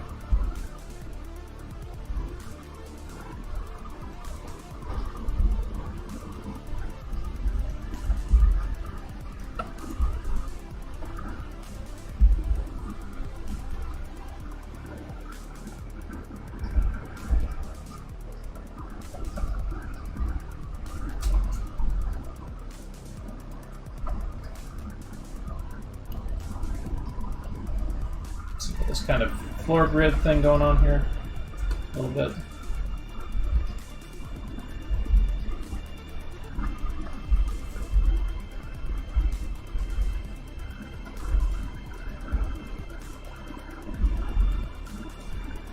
So the vibe I get from this character here is this gal looks like she probably hunts demons.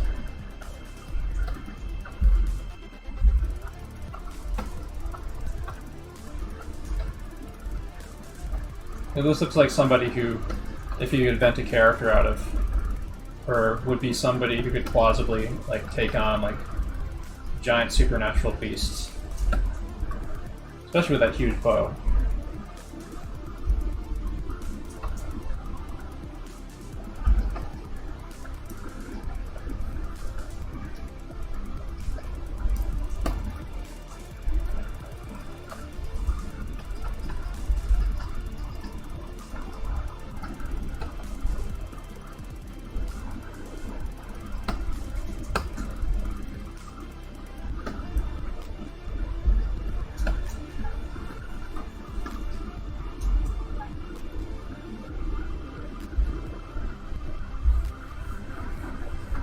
I got her stance a little bit off.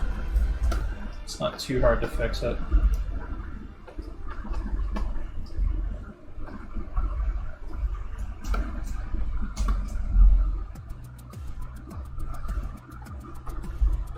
I think there's some other poses of her drawing her bow that I included in here. Or it was some other woman with a longbow, kind of like this.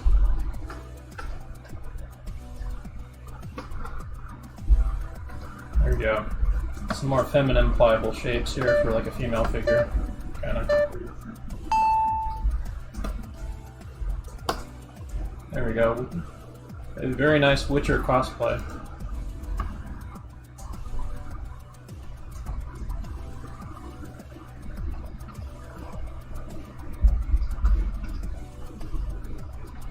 See me toss in a Limbus head there because I feel like it. But I'm going to revert to my pliable shapes approach for the rest of this.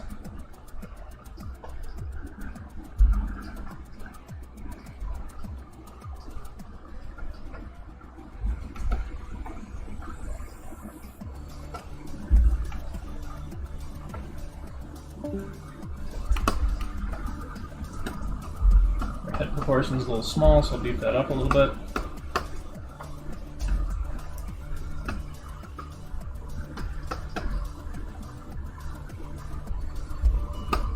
What's cool about this method is it's not too hard to do foreshortening with it. Like, you really are very free in what you can do. Like here's a forearm, kinda. And then here's a partly foreshortened forearm. here's a almost completely foreshortened forearm.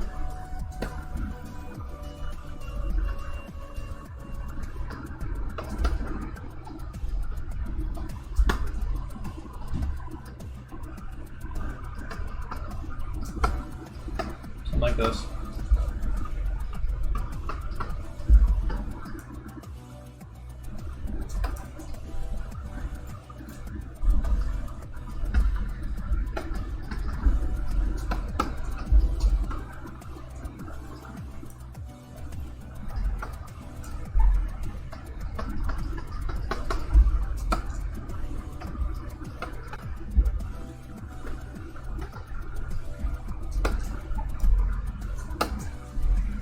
Alright, we got at least an hour and 15 minutes left in this session. Okay, Google, how much time left on timer? 4 minutes and 31 seconds remaining. So we're probably going to do some action studies in the future for these sessions. We might do some on this Saturday. Reminder that I'm currently in the process of retooling how I do my animation classes. If I feel up to it, we might do something that's very animation-oriented this Saturday. If we do, it will probably be an action studies session where we draw kind of like this, but we use live action footage reference or something along those lines.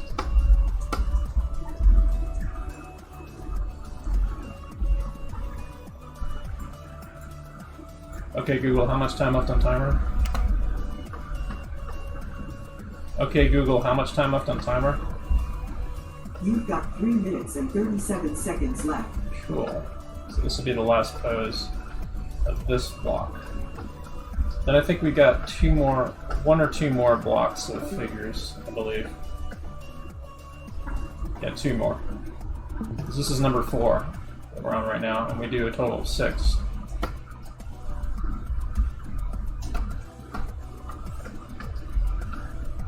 I'm really happy with the turnout today. I'm glad that a lot of people did show up this time. Things are going to get a lot more energetic in these sessions in the future as we push things more in the direction of animation. Because I'm starting to vibe it and feel it.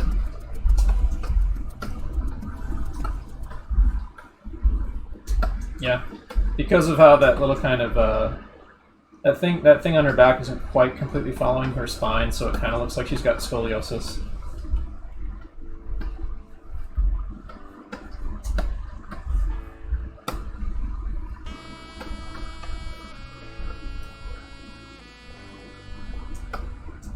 Like at the bottom of it, it's kind of like scrunching inwards a bit.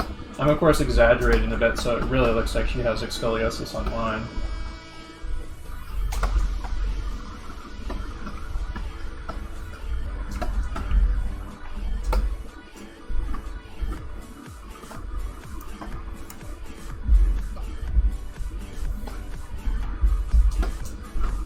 Using stuff like this as your starting point and then layering in the anatomical information that you need to it is often a good starting point for your figures too. This is the closest thing to my at least for right now, this is the closest thing to my universalist approach for how to handle figures. Or just anything, really. I mean, I could use this for cars, I could use this for animals, and I do.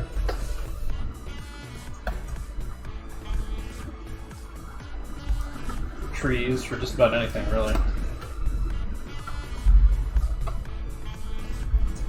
Stuff that is like really very not organic looking, and a lot of cars, despite being very cubic, have like very curvy stuff to them. So, especially if you're doing like a cartoony car, but a lot of automobile design is very curvy, so you can kind of play with organic forms with some of them. But like, if I was doing like a building, I would need a straight up cube or something. Unless if it's like a really wonky building, wonky and stylized building. But this pliable shapes approach Works for just about anything you want to draw.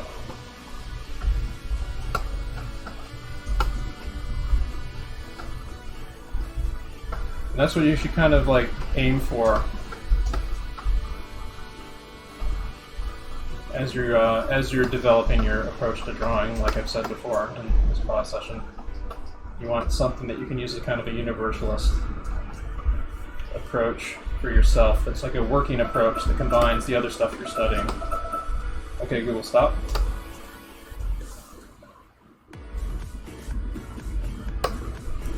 Let's look back through some of these real quick. Okay, Google, set timer 5 minutes. Okay, Google, set timer 5 minutes. 5 minutes. Starting now.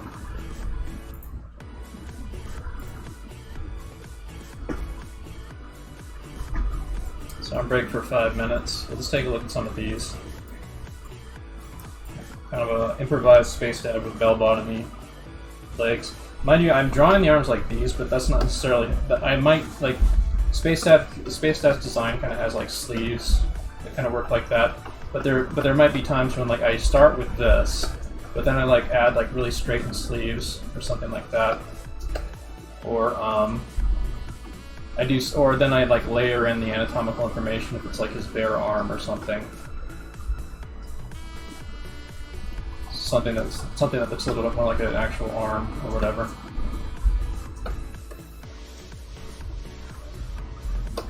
But like on smear frames or like frames where he's like kind of going like where he's kind of freaking out or things like that, he will probably look a little bit closer to this. Because it's easier to track and to read and doesn't matter as much. Just not quite following the rules of anatomy, but I'm slowly developing how I draw him, and making parts of his costume that kind of are closer to this approach would definitely help with that too. But it doesn't have to be that way.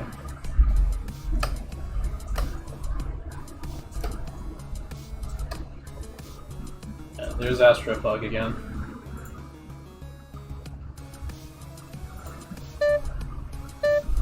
Oh, I gotta pause that on screen.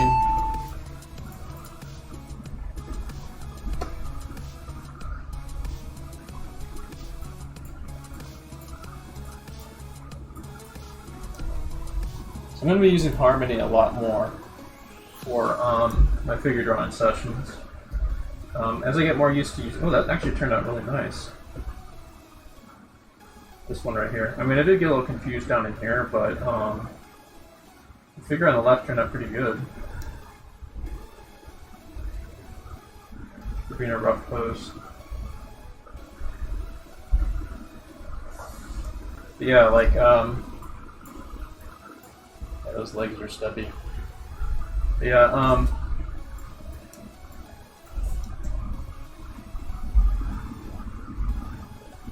I want to start maybe using more color in some of these as I start getting more used to using Harmony for doing my figure drawing. Like Harmony 20, I think the way the brush handles is more intuitive than it did in Harmony 12 for me. So I feel more comfortable getting my sketching done in this. What was the method you're talking about? I was doing late. A pliable, well, kind of what I'm showing on screen now, where it's like a pliable, almost kind of like sausage-limbed approach, where you think about the figure in terms of pliable shapes that you can bend around and move into different poses. Pliable volumetric shapes.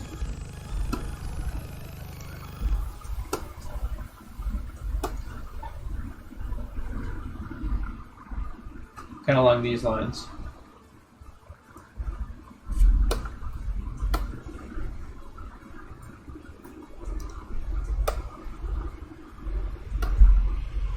It's a really good example right here on the left and on the right here.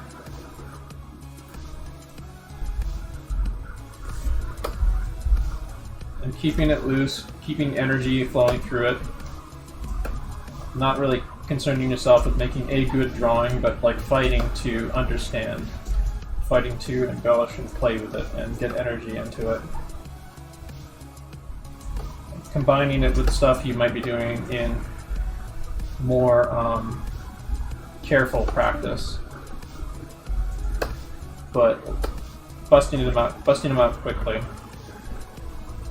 trying to get a good sense of the motion and the attitude, and get something that keys in with something elemental to you, basically. There will be time to slow down and do prettier drawings later. This is like the guts that you start with your drawings or your animation. And as an example of that, I should probably show on screen again my example of how this gets applied into animation. Let's see here. This thing I did yesterday, which I'm going to play on screen again. Okay, Google, stop. A little run cycle I did with Astropug and Spacedad here. Just wait for it to do one cycle through so it'll play at proper frame rate. But this is how this technique can be used for animation. I'm using the same approach to this on this figure here that I animate. These two figures that I animated yesterday, that I am in this figure drawing class. And you just go back through and clean this up, embellish the model, get stuff more accurate and thought out. But that you start with that amount of energy and that flexibility and that feeling to it. And that's what we're exercising tonight. And you can see when I pause it, how I handled his figure, the way it's kind of bending and stretching. There's a kind of pliable interlocking limbs there. Astropug is a little less worked out because I didn't do a cleanup pass on him compared to my Spacedad run here, or a tie-down pass on him. But he's following the same principle too, of pliable, bendy shapes. He's got a bean body and little dog limbs there.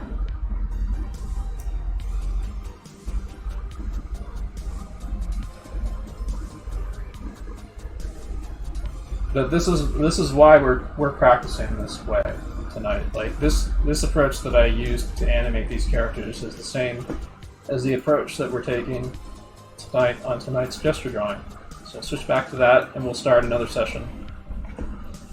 We're going to be going to around, I want to say 8:45-ish, maybe a little over, but we have 2 more sessions of poses here. So, okay, Google, set timer for 25 minutes. Okay, Google, set timer for 25 minutes. 25 minutes, and we're starting now. We're going to move to 5s now, so I'm going to pick some good poses for 5s. That's a good one. So these ones you'll have more of an opportunity to slow down a bit. You don't necessarily have to, but you can try to be a little more smart with how you sculpt your poses. This is the final hour, so this is the hour when you want to kind of reinforce what you're learning, or what you've been learning and practicing this session. This final hour is key and extremely important.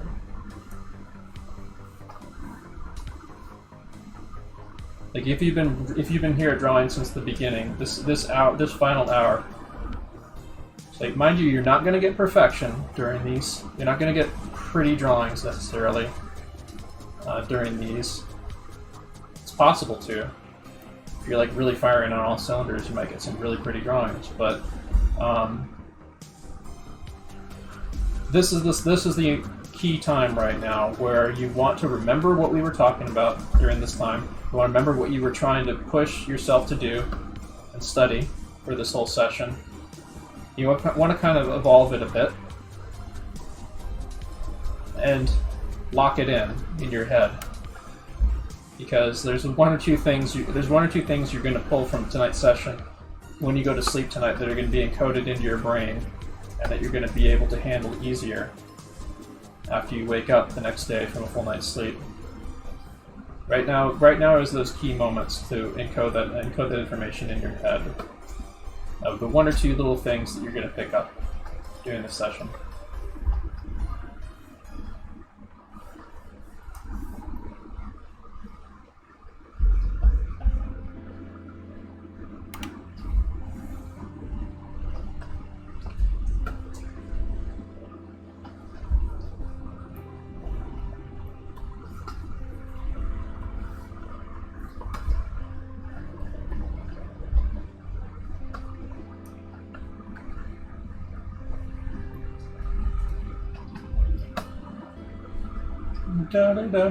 Sorry.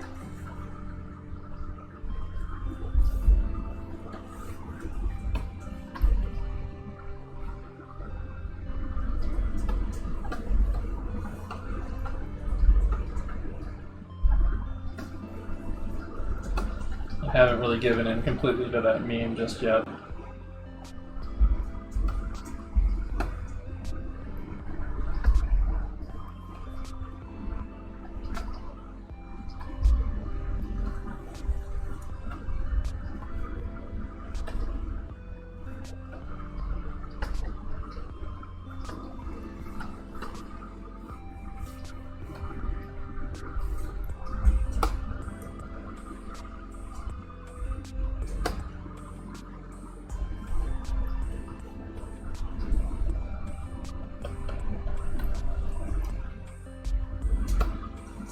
So I kind of have this guy working. Maybe I'll try this.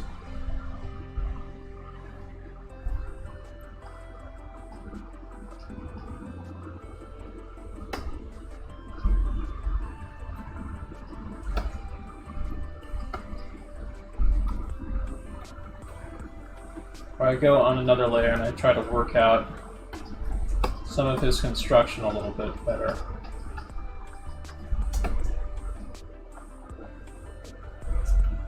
But I started with those like kind of really loose pliable shape stuff. This would be trying to tie down his construction a little bit more.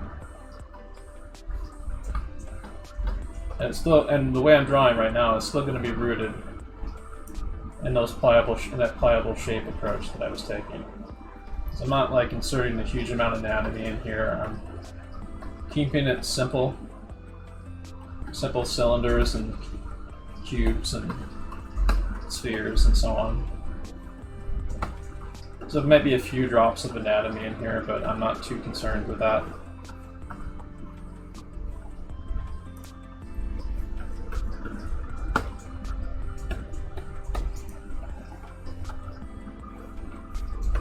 So the goal right now is to take those kind of nervous, sketchy, scribbly rhythms I was drawing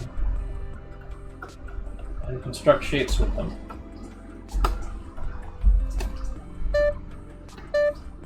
Oh, we're out of time. So I'll just put that back over there. Delete these, get rid of onion skinning, and draw this.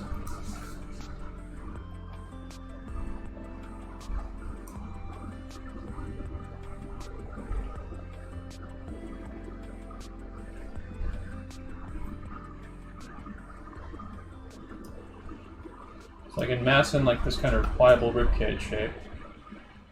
And then I think her hips are a little bit more turned towards us and tilted this way, so I'm going to do that for her kind of pelvis shape here. And I think that seems pretty reasonable, so then I'm going to maybe foot is down there, maybe like place your feet before I actually draw the legs in, or somewhere around where her feet are. And then use these kind of opposing rhythms here.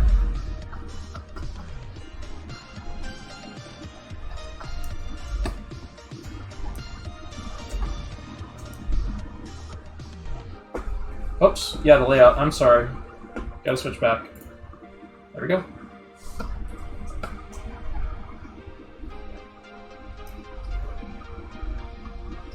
Sorry about that.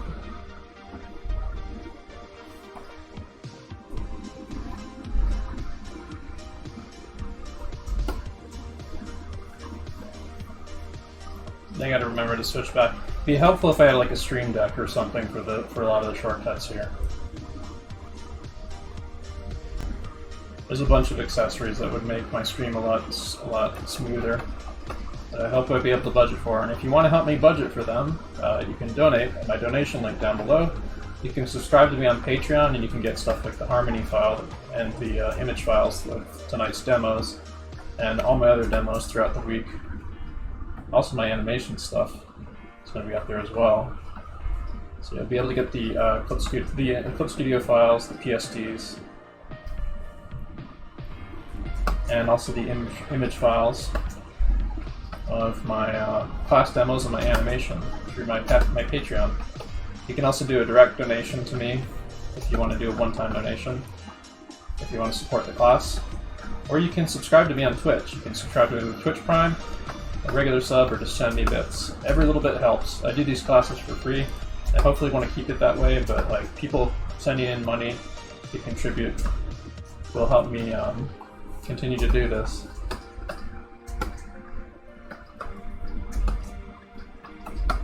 And upgrade what I do, because I want to do stuff like traditional demos, and I need like a webcam stuff for that. Webcam downshooter setup for something like that. Alright, so I'm starting to wander in attention a little bit from this. It's getting a little bit too scribbly and sketchy. I think we're pretty close to changing the... Whoops. I think we're pretty... Yeah, we're about 2 minutes away, so... Maybe this is time for me to take what I just drew and maybe kind of push things a bit.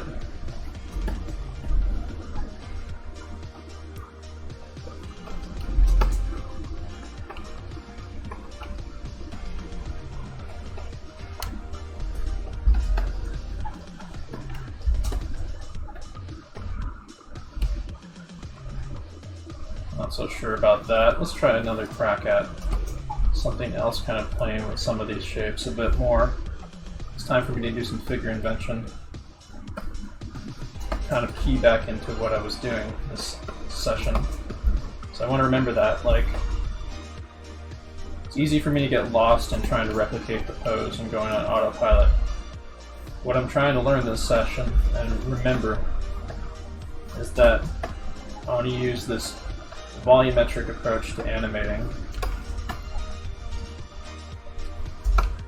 where I'm using bean shapes and bean bodies and things that I can freely like bend and pliably malform and shape how I want. So now that I've kind of warmed up back in there, I'm going to go back into this and play with making this more into the bendable, pliable forms that I need it to be.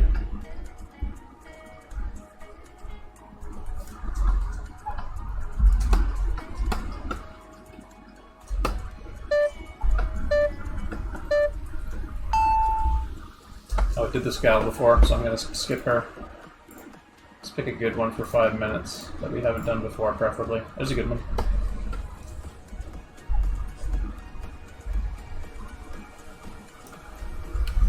I'm going to really try to push this one, actually. I'm just going to like glance at the pose to riff on it without worrying about getting the pose accurate. I want a pliable, bendable puppet out of this that I can play with. Because I might actually change the pose. If I make this puppet free enough to do that with, I can do that.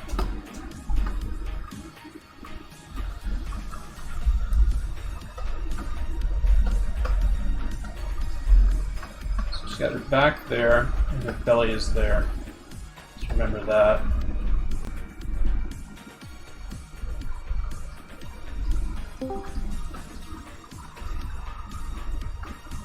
Just kind of pliable shapes there. Remember that little kind of heel technique for quickie drawing that I was doing earlier.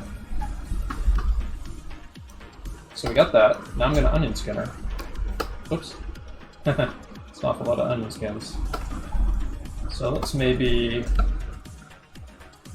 She's kind of in the middle of like a hopping, skipping run, I almost want to say, so maybe, let's see here. How would I want to play with her? I want to play with her in a way that feels fun for me, so maybe instead of, might want to do, like, this would be something you could do like a run cycle with, or something, like a hopping run cycle with, but I'm not going to do that. I'm going to play with just drastically changing the position of the limbs in this onion skin.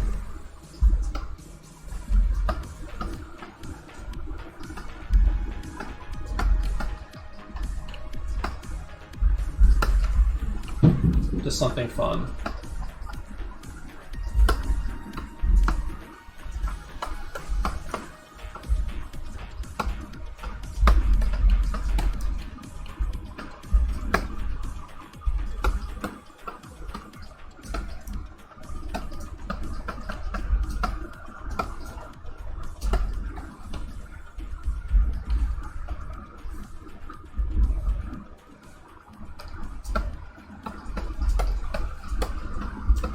Her volumes are a little bit bigger, especially in her legs, from how I drew her here. Volume control is something you want to be aware of when you're animating. So that's something I would definitely like, if I was like doing a repose of her, I would want to address.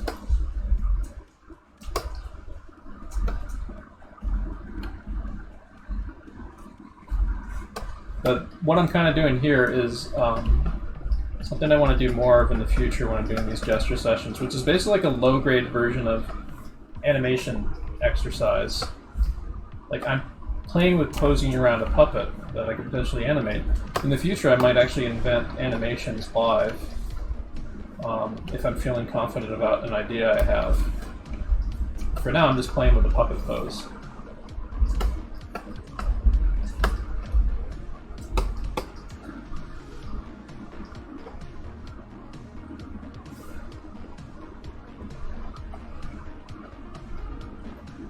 Head is kind of facing that way,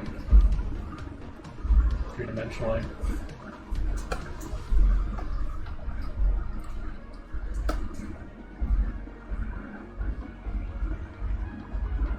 I think we bump up this one in size. It actually looks pretty plausible to the other ones. Maybe I'll do that real quick.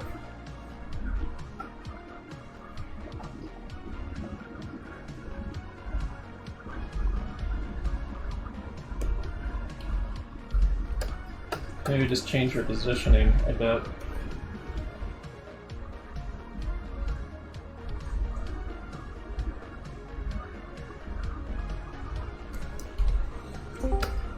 It could be some kind of a weird, like, pose sequence here where I in between it.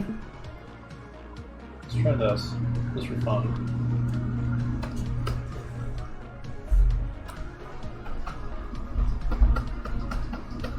This pose doesn't mean anything. It's kind of like expressionistic dance stuff.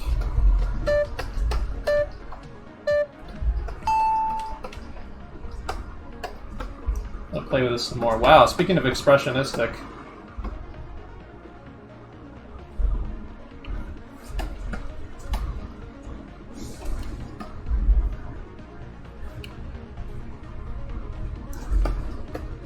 this one would be fun to design a walk cycle out of.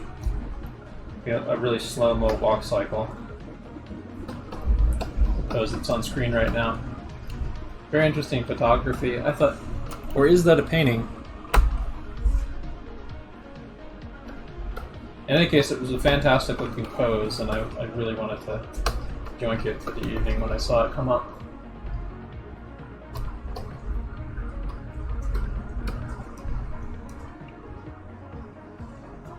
I'll do it right now.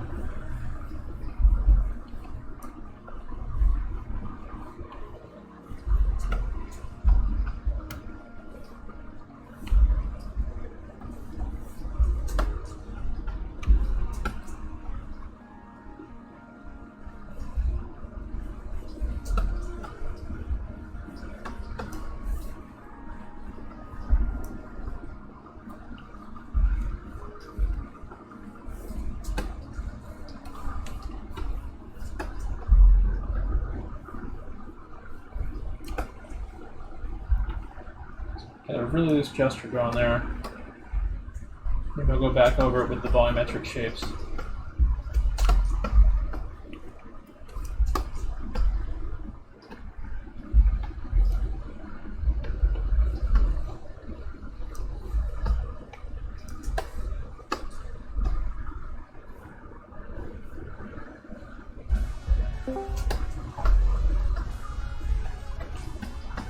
One of the more liberating things to learn about drawing and animating is it doesn't matter what duct tape and glue you use to get to the finish line. All that matters is the end result.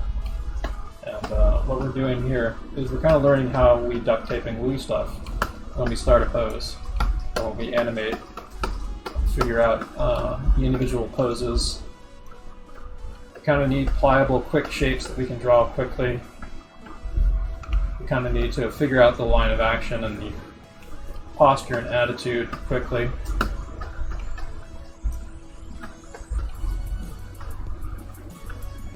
We need something that works in favor of like an overall impression of what we're drawing.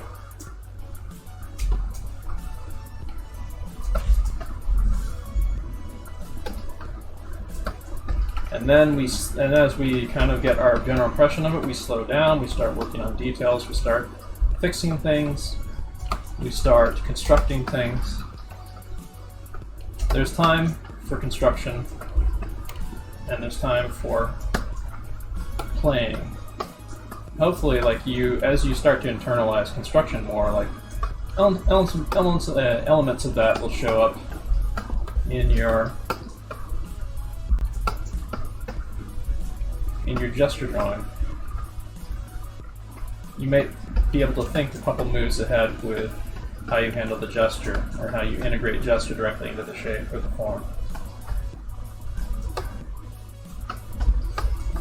But you don't always have to. Like, you're going to encounter so many things that you're not familiar with drawing when you're trying to animate, or you're trying to understand the pose for a figure you're studying, for a project you're making. So it's okay to kind of take a shotgun blast to it at first to kind of get you, kind of like dig into it. Then you slow down, and then you start thinking, you start planning.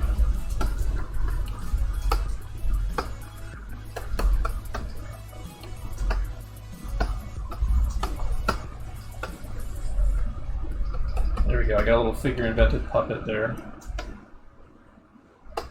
with a feminine body. It's really, really quick, rough and loose. I was gonna fix this, I'd go back in and like dress areas where the direction isn't quite working, where the direction of the limb isn't quite working, where the proportions are kind of off.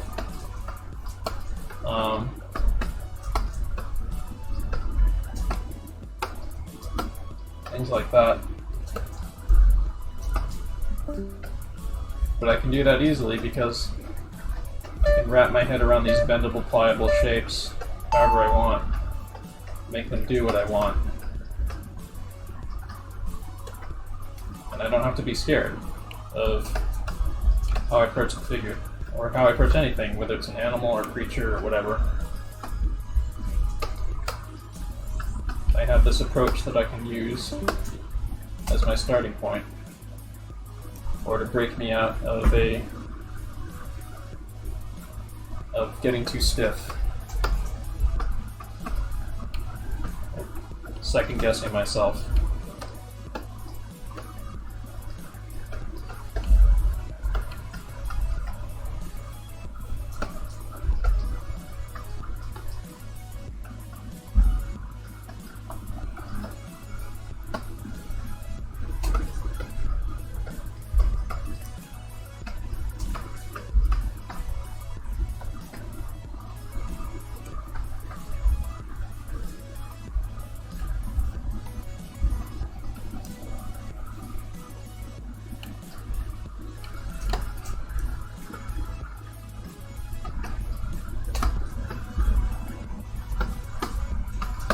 For this one, I tried integrating a little bit of perspective into it, just for fun. Well, not for fun, but for practical study, obviously. But you want to have fun with these tools, because these tools are your friends. Things like perspective and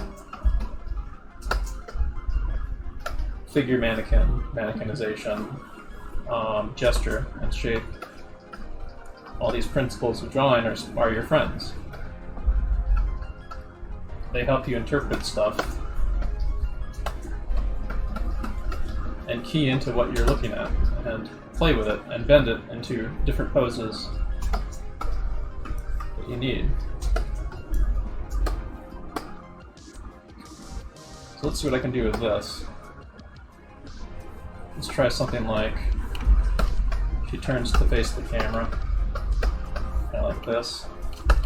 Hips are tilted that way, shoulders kind of tilted this way.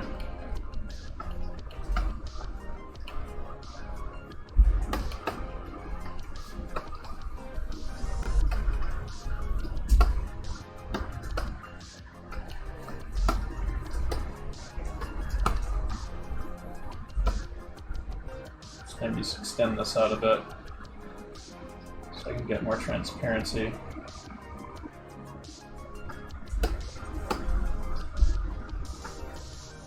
On the onion skin a bit.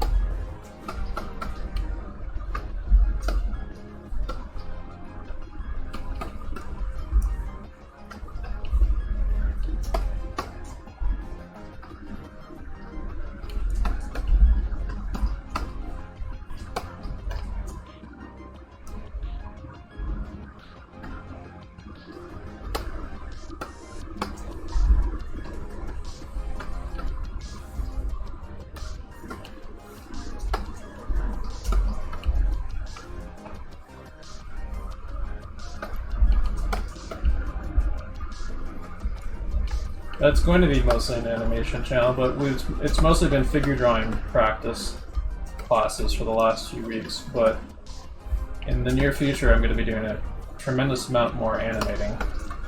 And the approach that we're taking tonight is very animator oriented for figure drawing.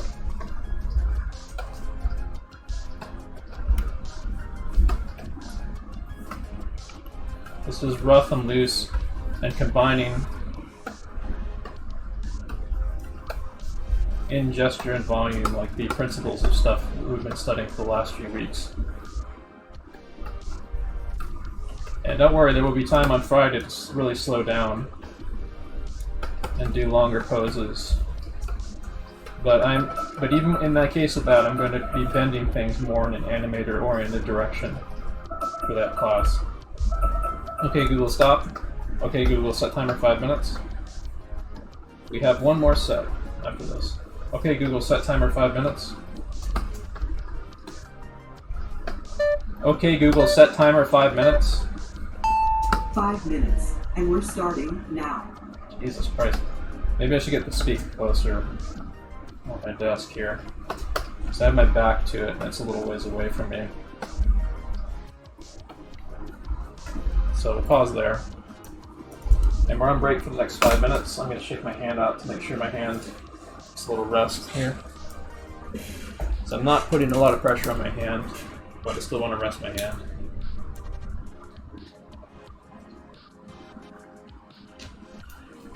Have you already done perspective class? Yes. We might reteach it, but you can look on my YouTube. There's a storyboard perspective class up on my YouTube that's archived.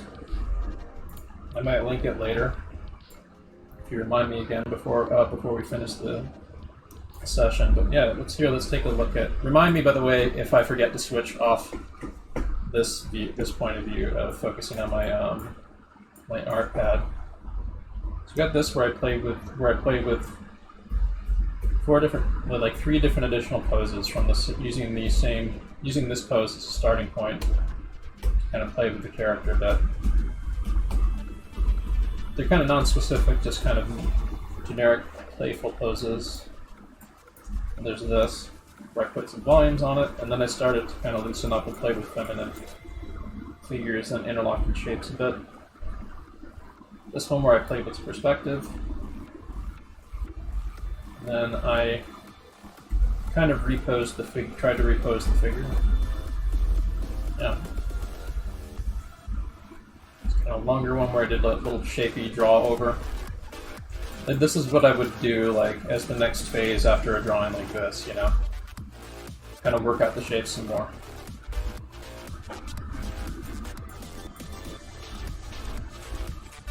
So I'm not too happy with this one's legs here, but her overall gesture and attitude I like.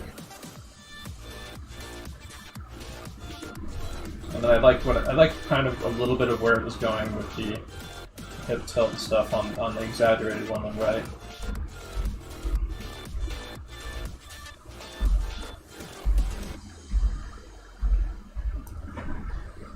Yeah. This looks like a rough version of a Spacedad model sheet right now.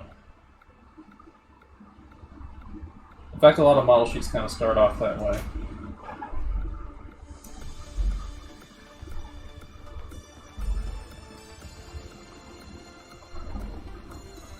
I like how the samurai turned out because you can kind of see where his hand is like wrapping around the cat right there.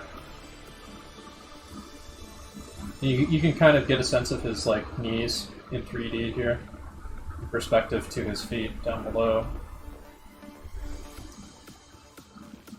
So that reminds me a lot of Spacedad. It should. That's what I'm shooting for.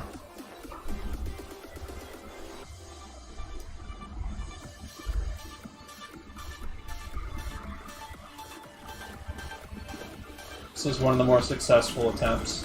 Even though I kind of messed up this area a bit, like that, the overall feel of this is pretty good, I think.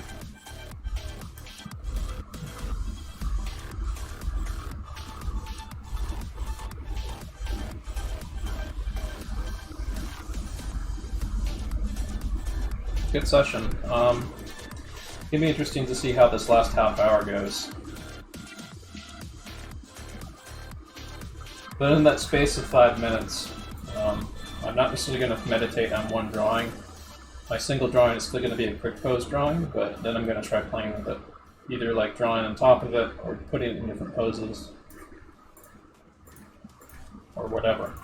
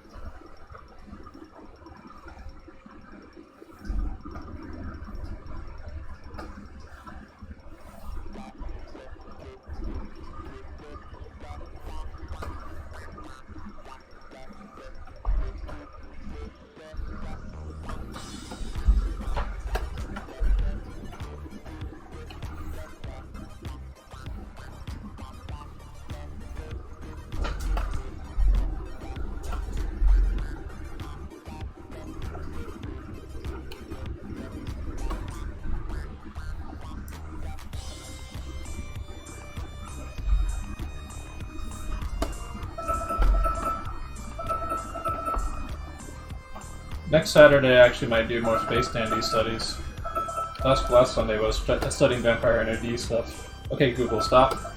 So, this is our last half hour, our last 25 minutes. Should be very interesting. So really try to go the distance on this one. Like really, like you don't remember, you're not getting pretty drawings. You're trying to key into the ideas. You're trying to internalize this session. So you might have to even fight for it.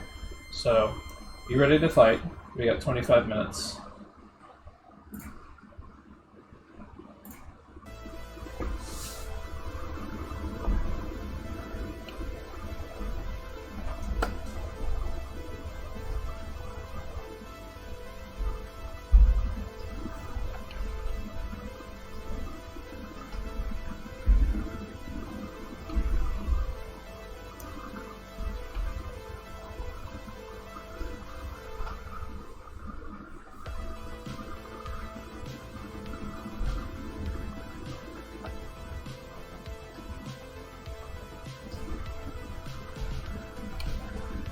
Yeah, I know the pose isn't quite what's up there.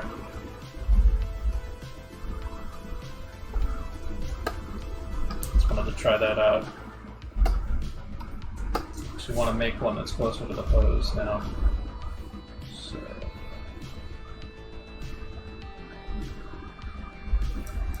And this. Oh, layout, I'm sorry. There we go. Sorry about that, folks.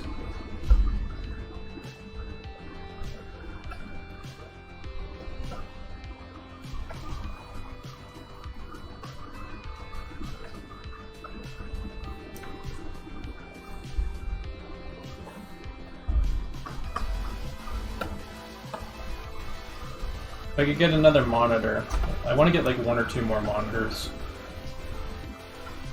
for my setup here. It'd be easier for me to have reference on drawing reference on screen on one of the monitors for me, and then OBS and chat feed on another. And then it's easier for me to see if the at a glance if the layout is wrong right now or whatever.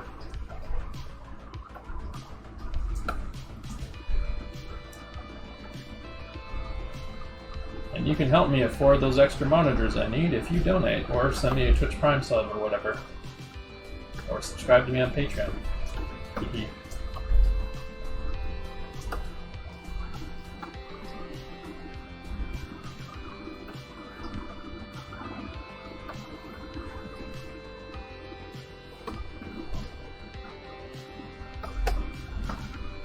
Also, I may be selling some merchandise in the near future. I've got a bunch of stickers planned, including a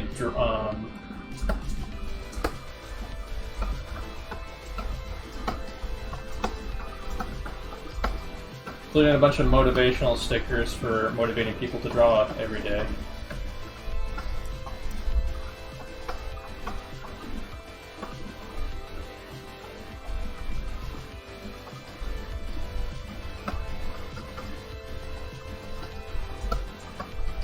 Some of them I may actually be designing on stream in the future too.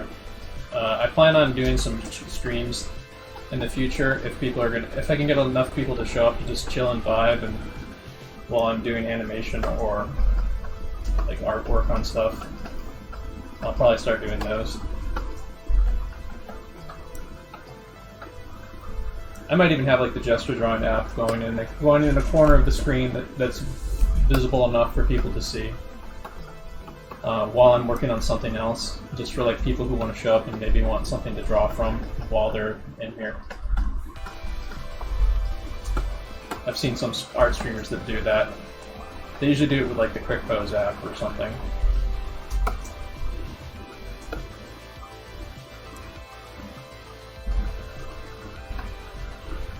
No, they usually do it with like one of the websites that like the Quick Pose website or something.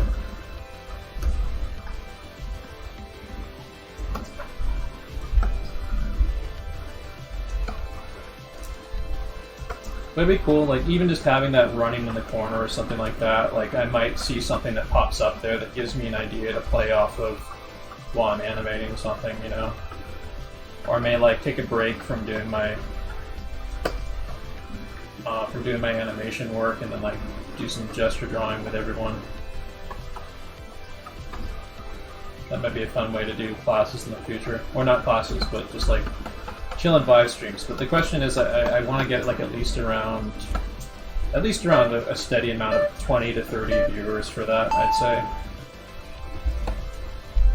So if folks like you are willing to show up as regulars or something like that, that'd be a huge help. And I will also do like something like vetted good little boys and girls who want to talk on Discord, Discord voice during those streams. We can set that up. The good little boys and girls from our Discord.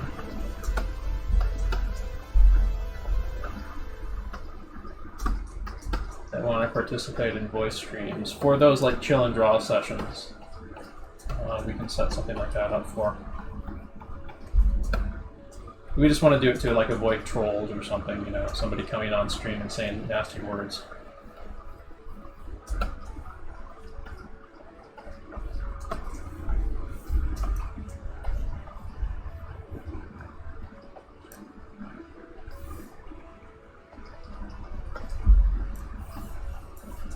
I don't know how we'll do it, but like it'll probably be something like the regulars who are pretty good in voice chat and who are interested in chatting on stream.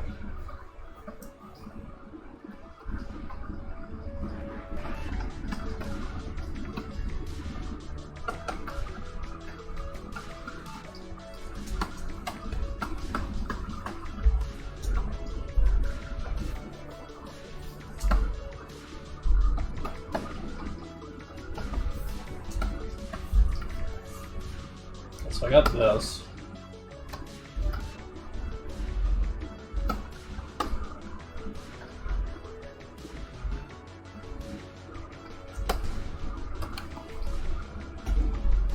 Getting a lot more fluent in Harmony will definitely help. Like Harmony 20, the brush feels just a lot better for me than it did in 12. So I'll be using this a lot more. I'll be using the program I actually animate in a hell of a lot more, because that makes more sense. And on that note, I might actually be doing some Harmony specific classes in the future, like showing how to rig puppets in Harmony, for example. Or how to do puppet hybrid animation in Harmony, which is essential skills to have if you're going into the television animation industry for sure, or even feature. There's I worked on a feature animated short that won the Oscar for Best Animated Feature Short last year, and they used Harmony puppet rigs in conjunction with 2D animation.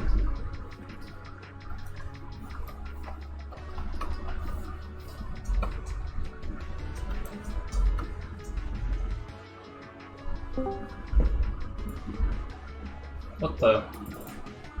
That was weird. I think there was some kind of like backup save thing that just happened right now. I'm gonna actually do that real quick because I want to like get in the habit of making multiple. What the heck happened? I must have hit something.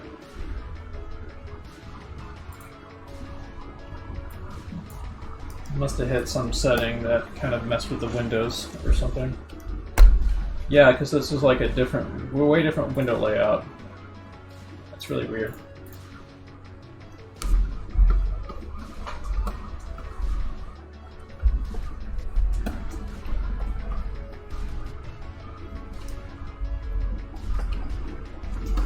Alright, so I'm kind of my attention's a little wandering for what I set out to do today. So I'm going to get back into figure invention. Vibing on what I was doing all this session. So remember, I'm free to invent. I'm not locked into the figures that are in front of me. I'm free to create my own attitudes, my own characters and expressions. And I need to remember that. I'm breaking free of the observational drawing to do a little bit of invention using the method that I animate in. That's how I will do that.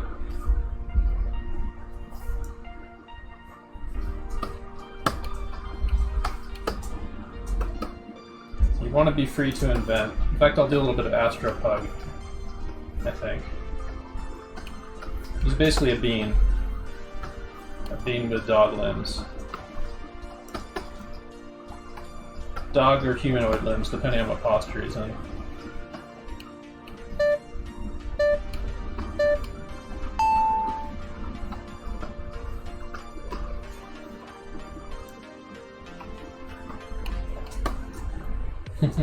If I got enough Patreon support, I might actually make some Spacedad animated shorts too. I don't know how long they'd be though. Depends on how much funding I got, really.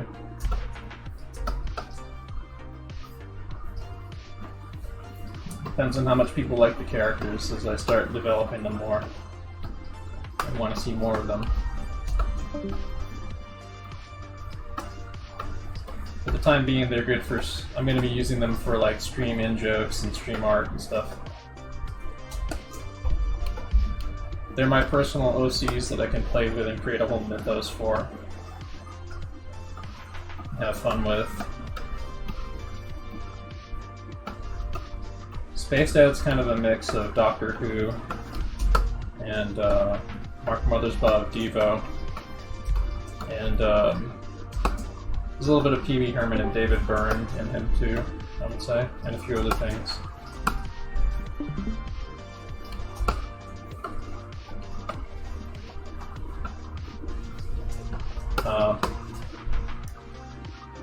So Astropug is actually him too, by the way. Like Astropug is like a alternate universe version of Spacedad, almost kind of, but not really. They're like they kind of share the same soul a little bit. There's just sort of an in-joke about how like Astropug is Astropug is my stream bot and my multitasking alternate account for things that I do. There's one that I haven't used yet. That's Space Horse, which is just a astronaut horse. It's just a realistic horse, like a space Mr. Ed, basically. I haven't really done any design for him, but why not? An opportunity to draw a horse. Horse in a spacesuit.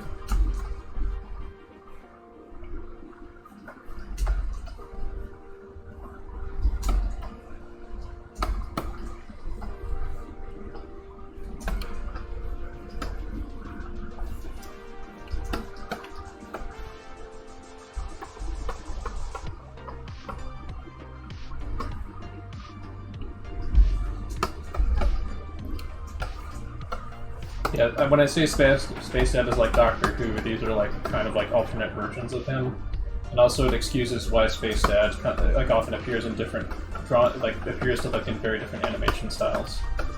A lot.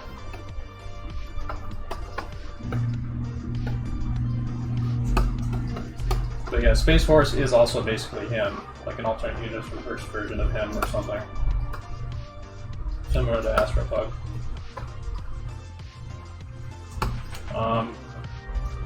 It's another character I'm messing with called Omega Girl that I haven't really developed too much into, but she's basically like a Kamen Rider Mega Man meets Sailor Moon type character who does the heroing that Spacedad can't sometimes. Like if Spacedad gets taken over by the space skeletons and turns into Spook Dad or something. Like, I had an idea for kind of like a thriller sort of story, like Michael Jackson's Thriller kind of story, where Spacedad gets like infected by like space, like he gets turned into like a space vampire, kind of like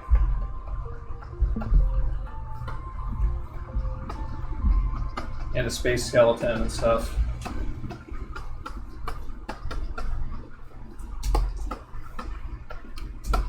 And then when stuff like that happens, Omega Girl has to take over the heroing to stop him, basically.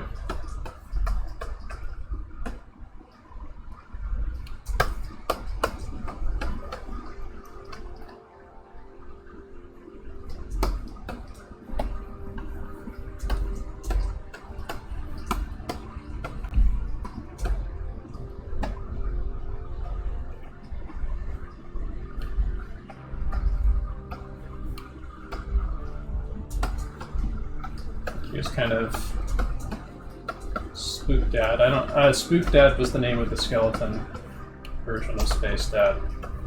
When he gets like possessed by the space skeletons or whatever, and he turns into a space skeleton. So I might come up with a different name for when he turns into a vampire. Yeah, there's a quickie sketch of him as a vampire. Sort of a rough general idea of the body proportions I might go for. She's basically kind of a Mega Man character, and I'll just kind of play with a design that I think is fun for her.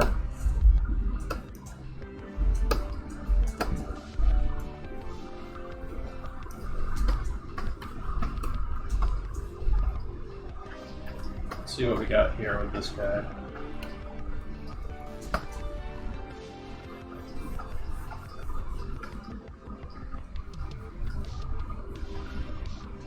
So even though I'm kind of wandering and inventing stuff, that is building on what I set out to practice this evening.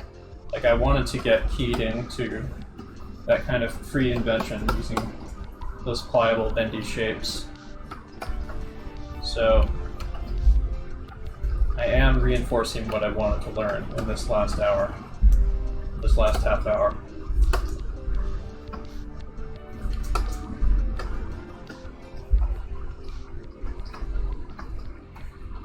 What you set out to do, what you set out to learn can vary widely from session to session. How you get there can vary. And sometimes you have to be really flexible. Like some other times, I might be doing like very, very disciplined, careful figure drawing stuff. and like discipline myself to draw through the whole way through.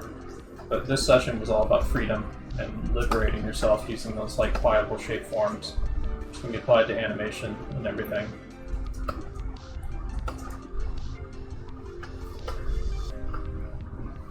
And we'll be doing more of this in the future, combined, of course, with more careful, ordered drawing that we're going to be seeing more of on Friday. But there is going to be a few drops of some of this in there as well.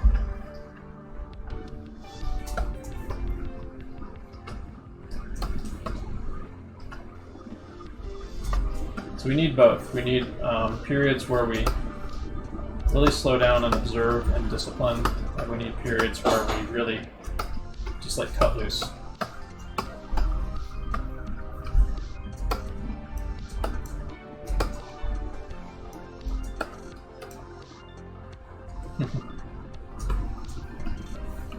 I mess with Vampire Spacedad's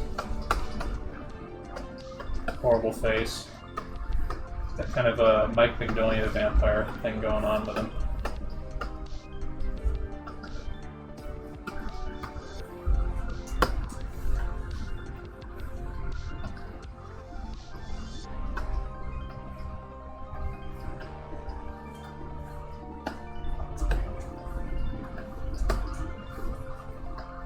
He's also got kind of like a cartoony vampire Mickey Mouse sort of thing going on. He's got a vampire pointed ear back here, and then of course he's got his pompadour.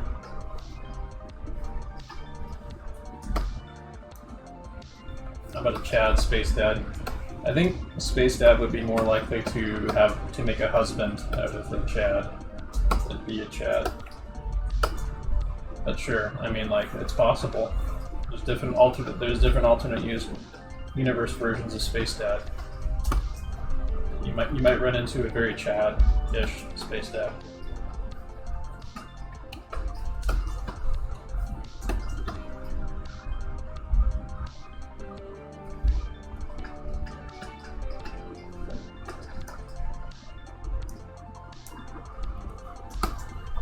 There we go.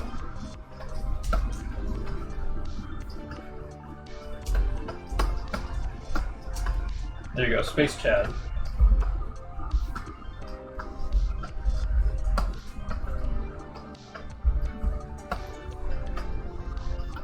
But Space Chad Dad would be a very supportive Chad.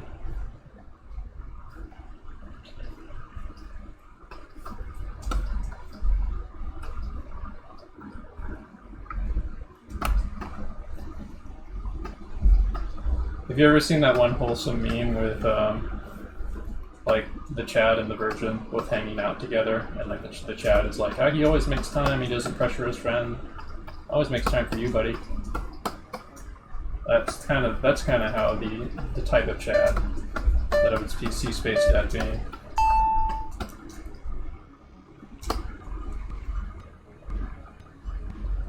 The archetype of the really kind-hearted, supportive muscle man is an archetype that I really like, because we need more wholesome. That's a fun pose. We'll go with this.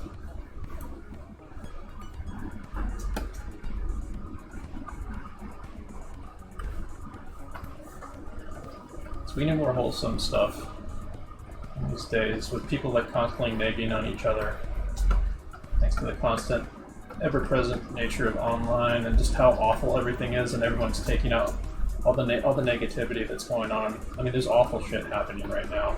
Tons of people losing their jobs. Tons of people losing their homes right now. We're on the verge of what might be the next Great Depression right now. So maybe we do need some relief. Focus on some kind of kindness, you know, in the midst of it all. I mean, people rightly should be outraged at what's happened to them, what's been done to them.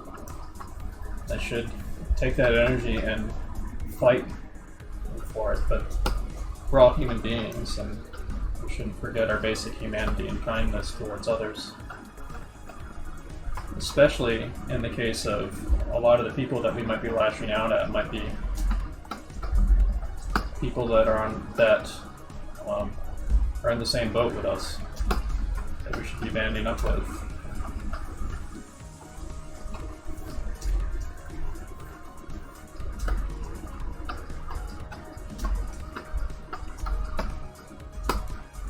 That's the dream from what I want to see happen. People of very different walks of life realizing how much they have in common and fighting against the horrible, awful bullshit that's happening right now. Especially in the US. People have to kind of realize that no one's coming to save us but each other. And we have to come to each other's rescue.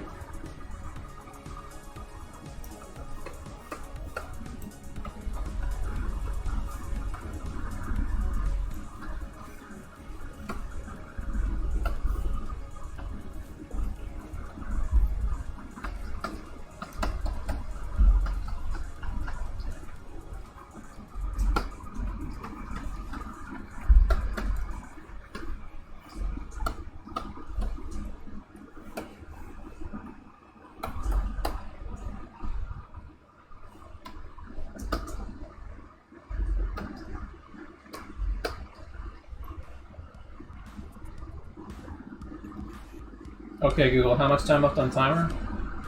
It looks like you don't have any timers set at the moment. Oh, gee, thanks. Well, how many poses have we done? 2.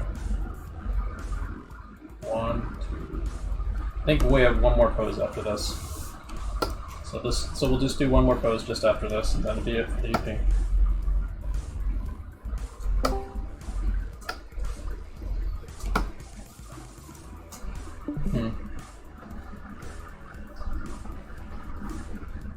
Space Vampire Spacedad kind of looks like Devilman, which I might want to lean into a bit more, actually.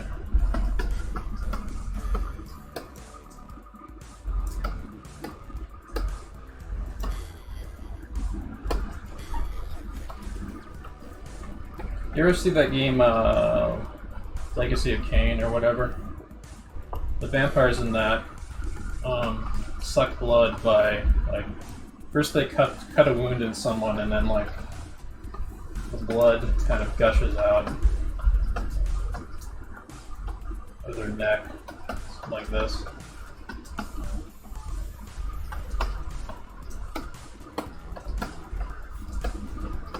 And then you can finish someone off, and then and drain them of life essence by just cutting a wound and like sucking the blood through the air to you.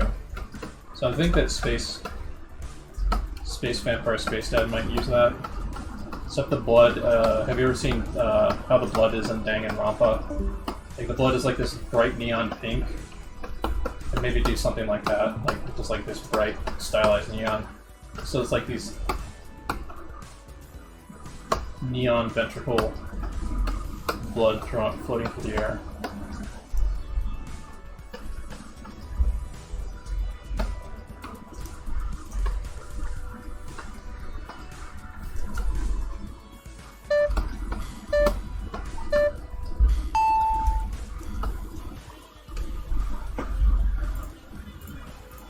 Good for a short pose, but we need to pick a good one for our last pose.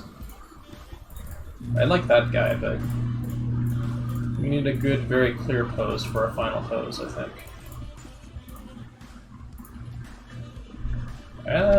This is a good page. Let's use this. Alright, this is our last pose. When this switches, that's the end of our session this evening.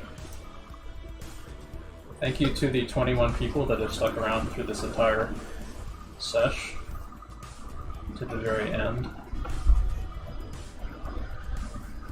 We will meet again on Friday for long pose figure drawing and anatomy, where we'll be integrating little bits and pieces of some of what we did today, like the volumetric kind of approach. It's going to feed its way into long pose drawing, but we're going to be really slowing down and paying attention to the poses and trying to think our way through. We'll do some of this, and some of this will be integrated into the warm-ups. and some of it will be integrated into how we approach the long poses. Like I'm looking for a dynamic, happy medium with even our long poses.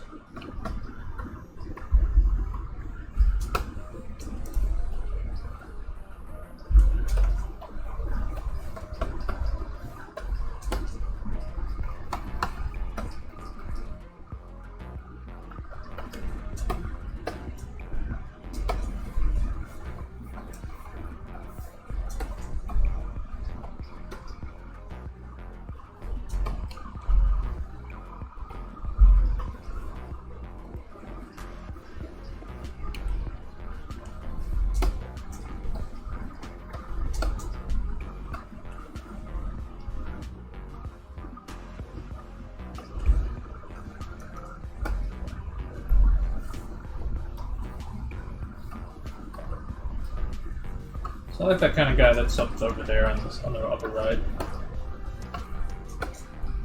Like, look at that. You can make a posing kind of line of action sort of thing out of what he's doing there.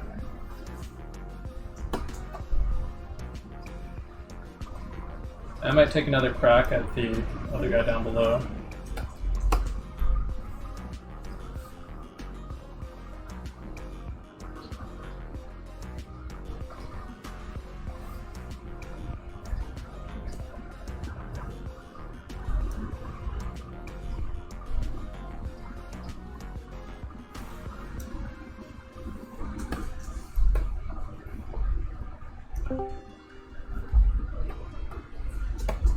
Simple shape thing there. But I'm gonna end tonight with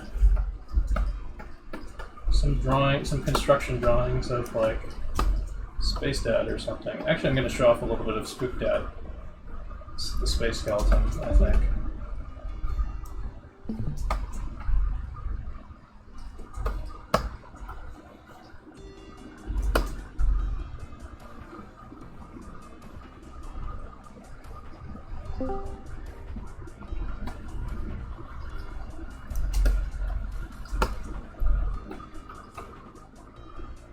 So I want to kind of, he's looking kind of goofy right now, but I want to kind of find a way to make him disturbing and unnerving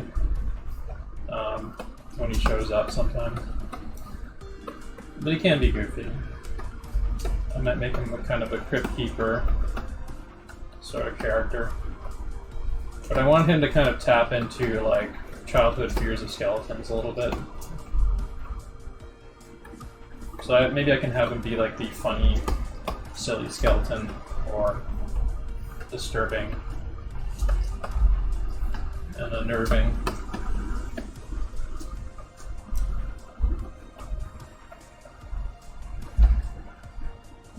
Maybe the fact that he's a little goofy can make him a little bit more frightening too.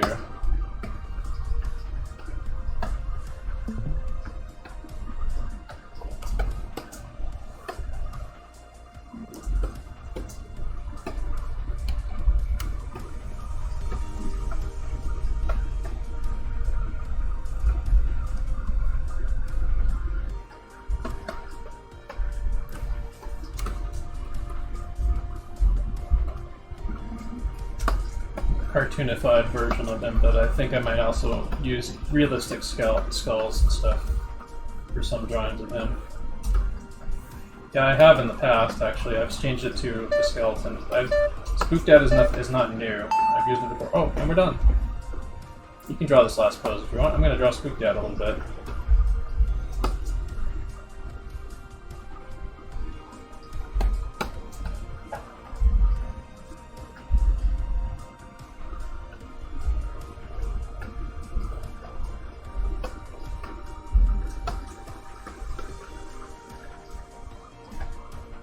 If I had to nail down a particular approach I would take for Spacedad, I think, for his more disturbing stuff, probably be something like Fuan no Tane.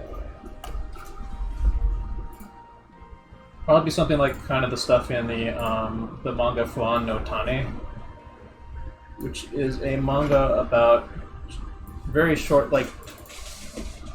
disturbing ghost stories, stuff like this. Some of them are kind of, I mean, this is like really goofy looking, but it's disturbing.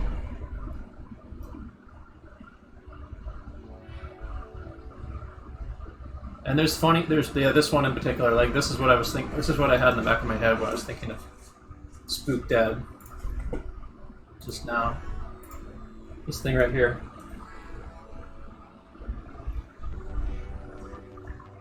Like imagine being like a 10-year-old kid and seeing this like kind of human figure made out of like trash bags and stuff that's moving on its own and shaking around, shouting, "Let's play! Let's play!"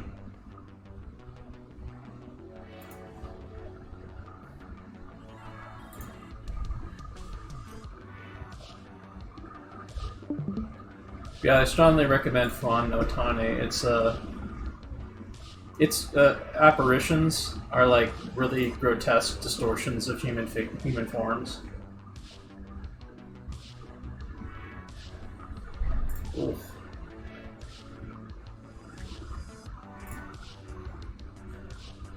Most of the short stories, like they end with something like this. They're just like very short stories about strange encounters that just end on like the encounter itself, or like someone dwelling on the encounter. Some of them are funny. Some of them are. What's interesting is the very last story in the book is uplifting, and it's like almost taking you out of the nightmare. Like the very last story is about a supernatural thing that is not malicious or scary, but actually really touching and cute. I won't spoil it for you. It's best if you read it.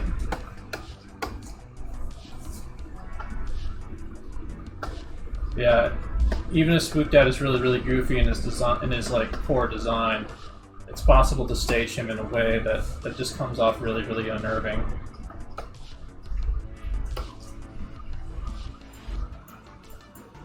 Yeah, he's essentially just a skeleton, simplified skeleton. So I have to draw everything. I might potentially like have pieces of space gear hanging off of him or something. Ripped spacesuit or whatever.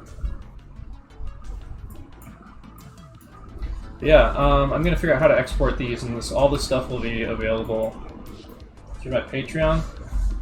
I also make the file itself, the Harmony file itself, available as well.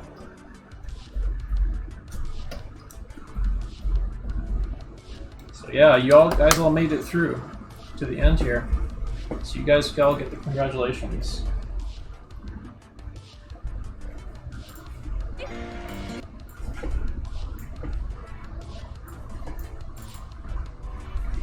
So let me turn off the stupid music real quick. Alright, congratulations. Congratulations! Congratulations! Congratulations! Congratulations. Congratulations! Congratulations. Congratulations! Congratulations! Congratulations. Congratulations! Congratulations! Congratulations! Thank you all.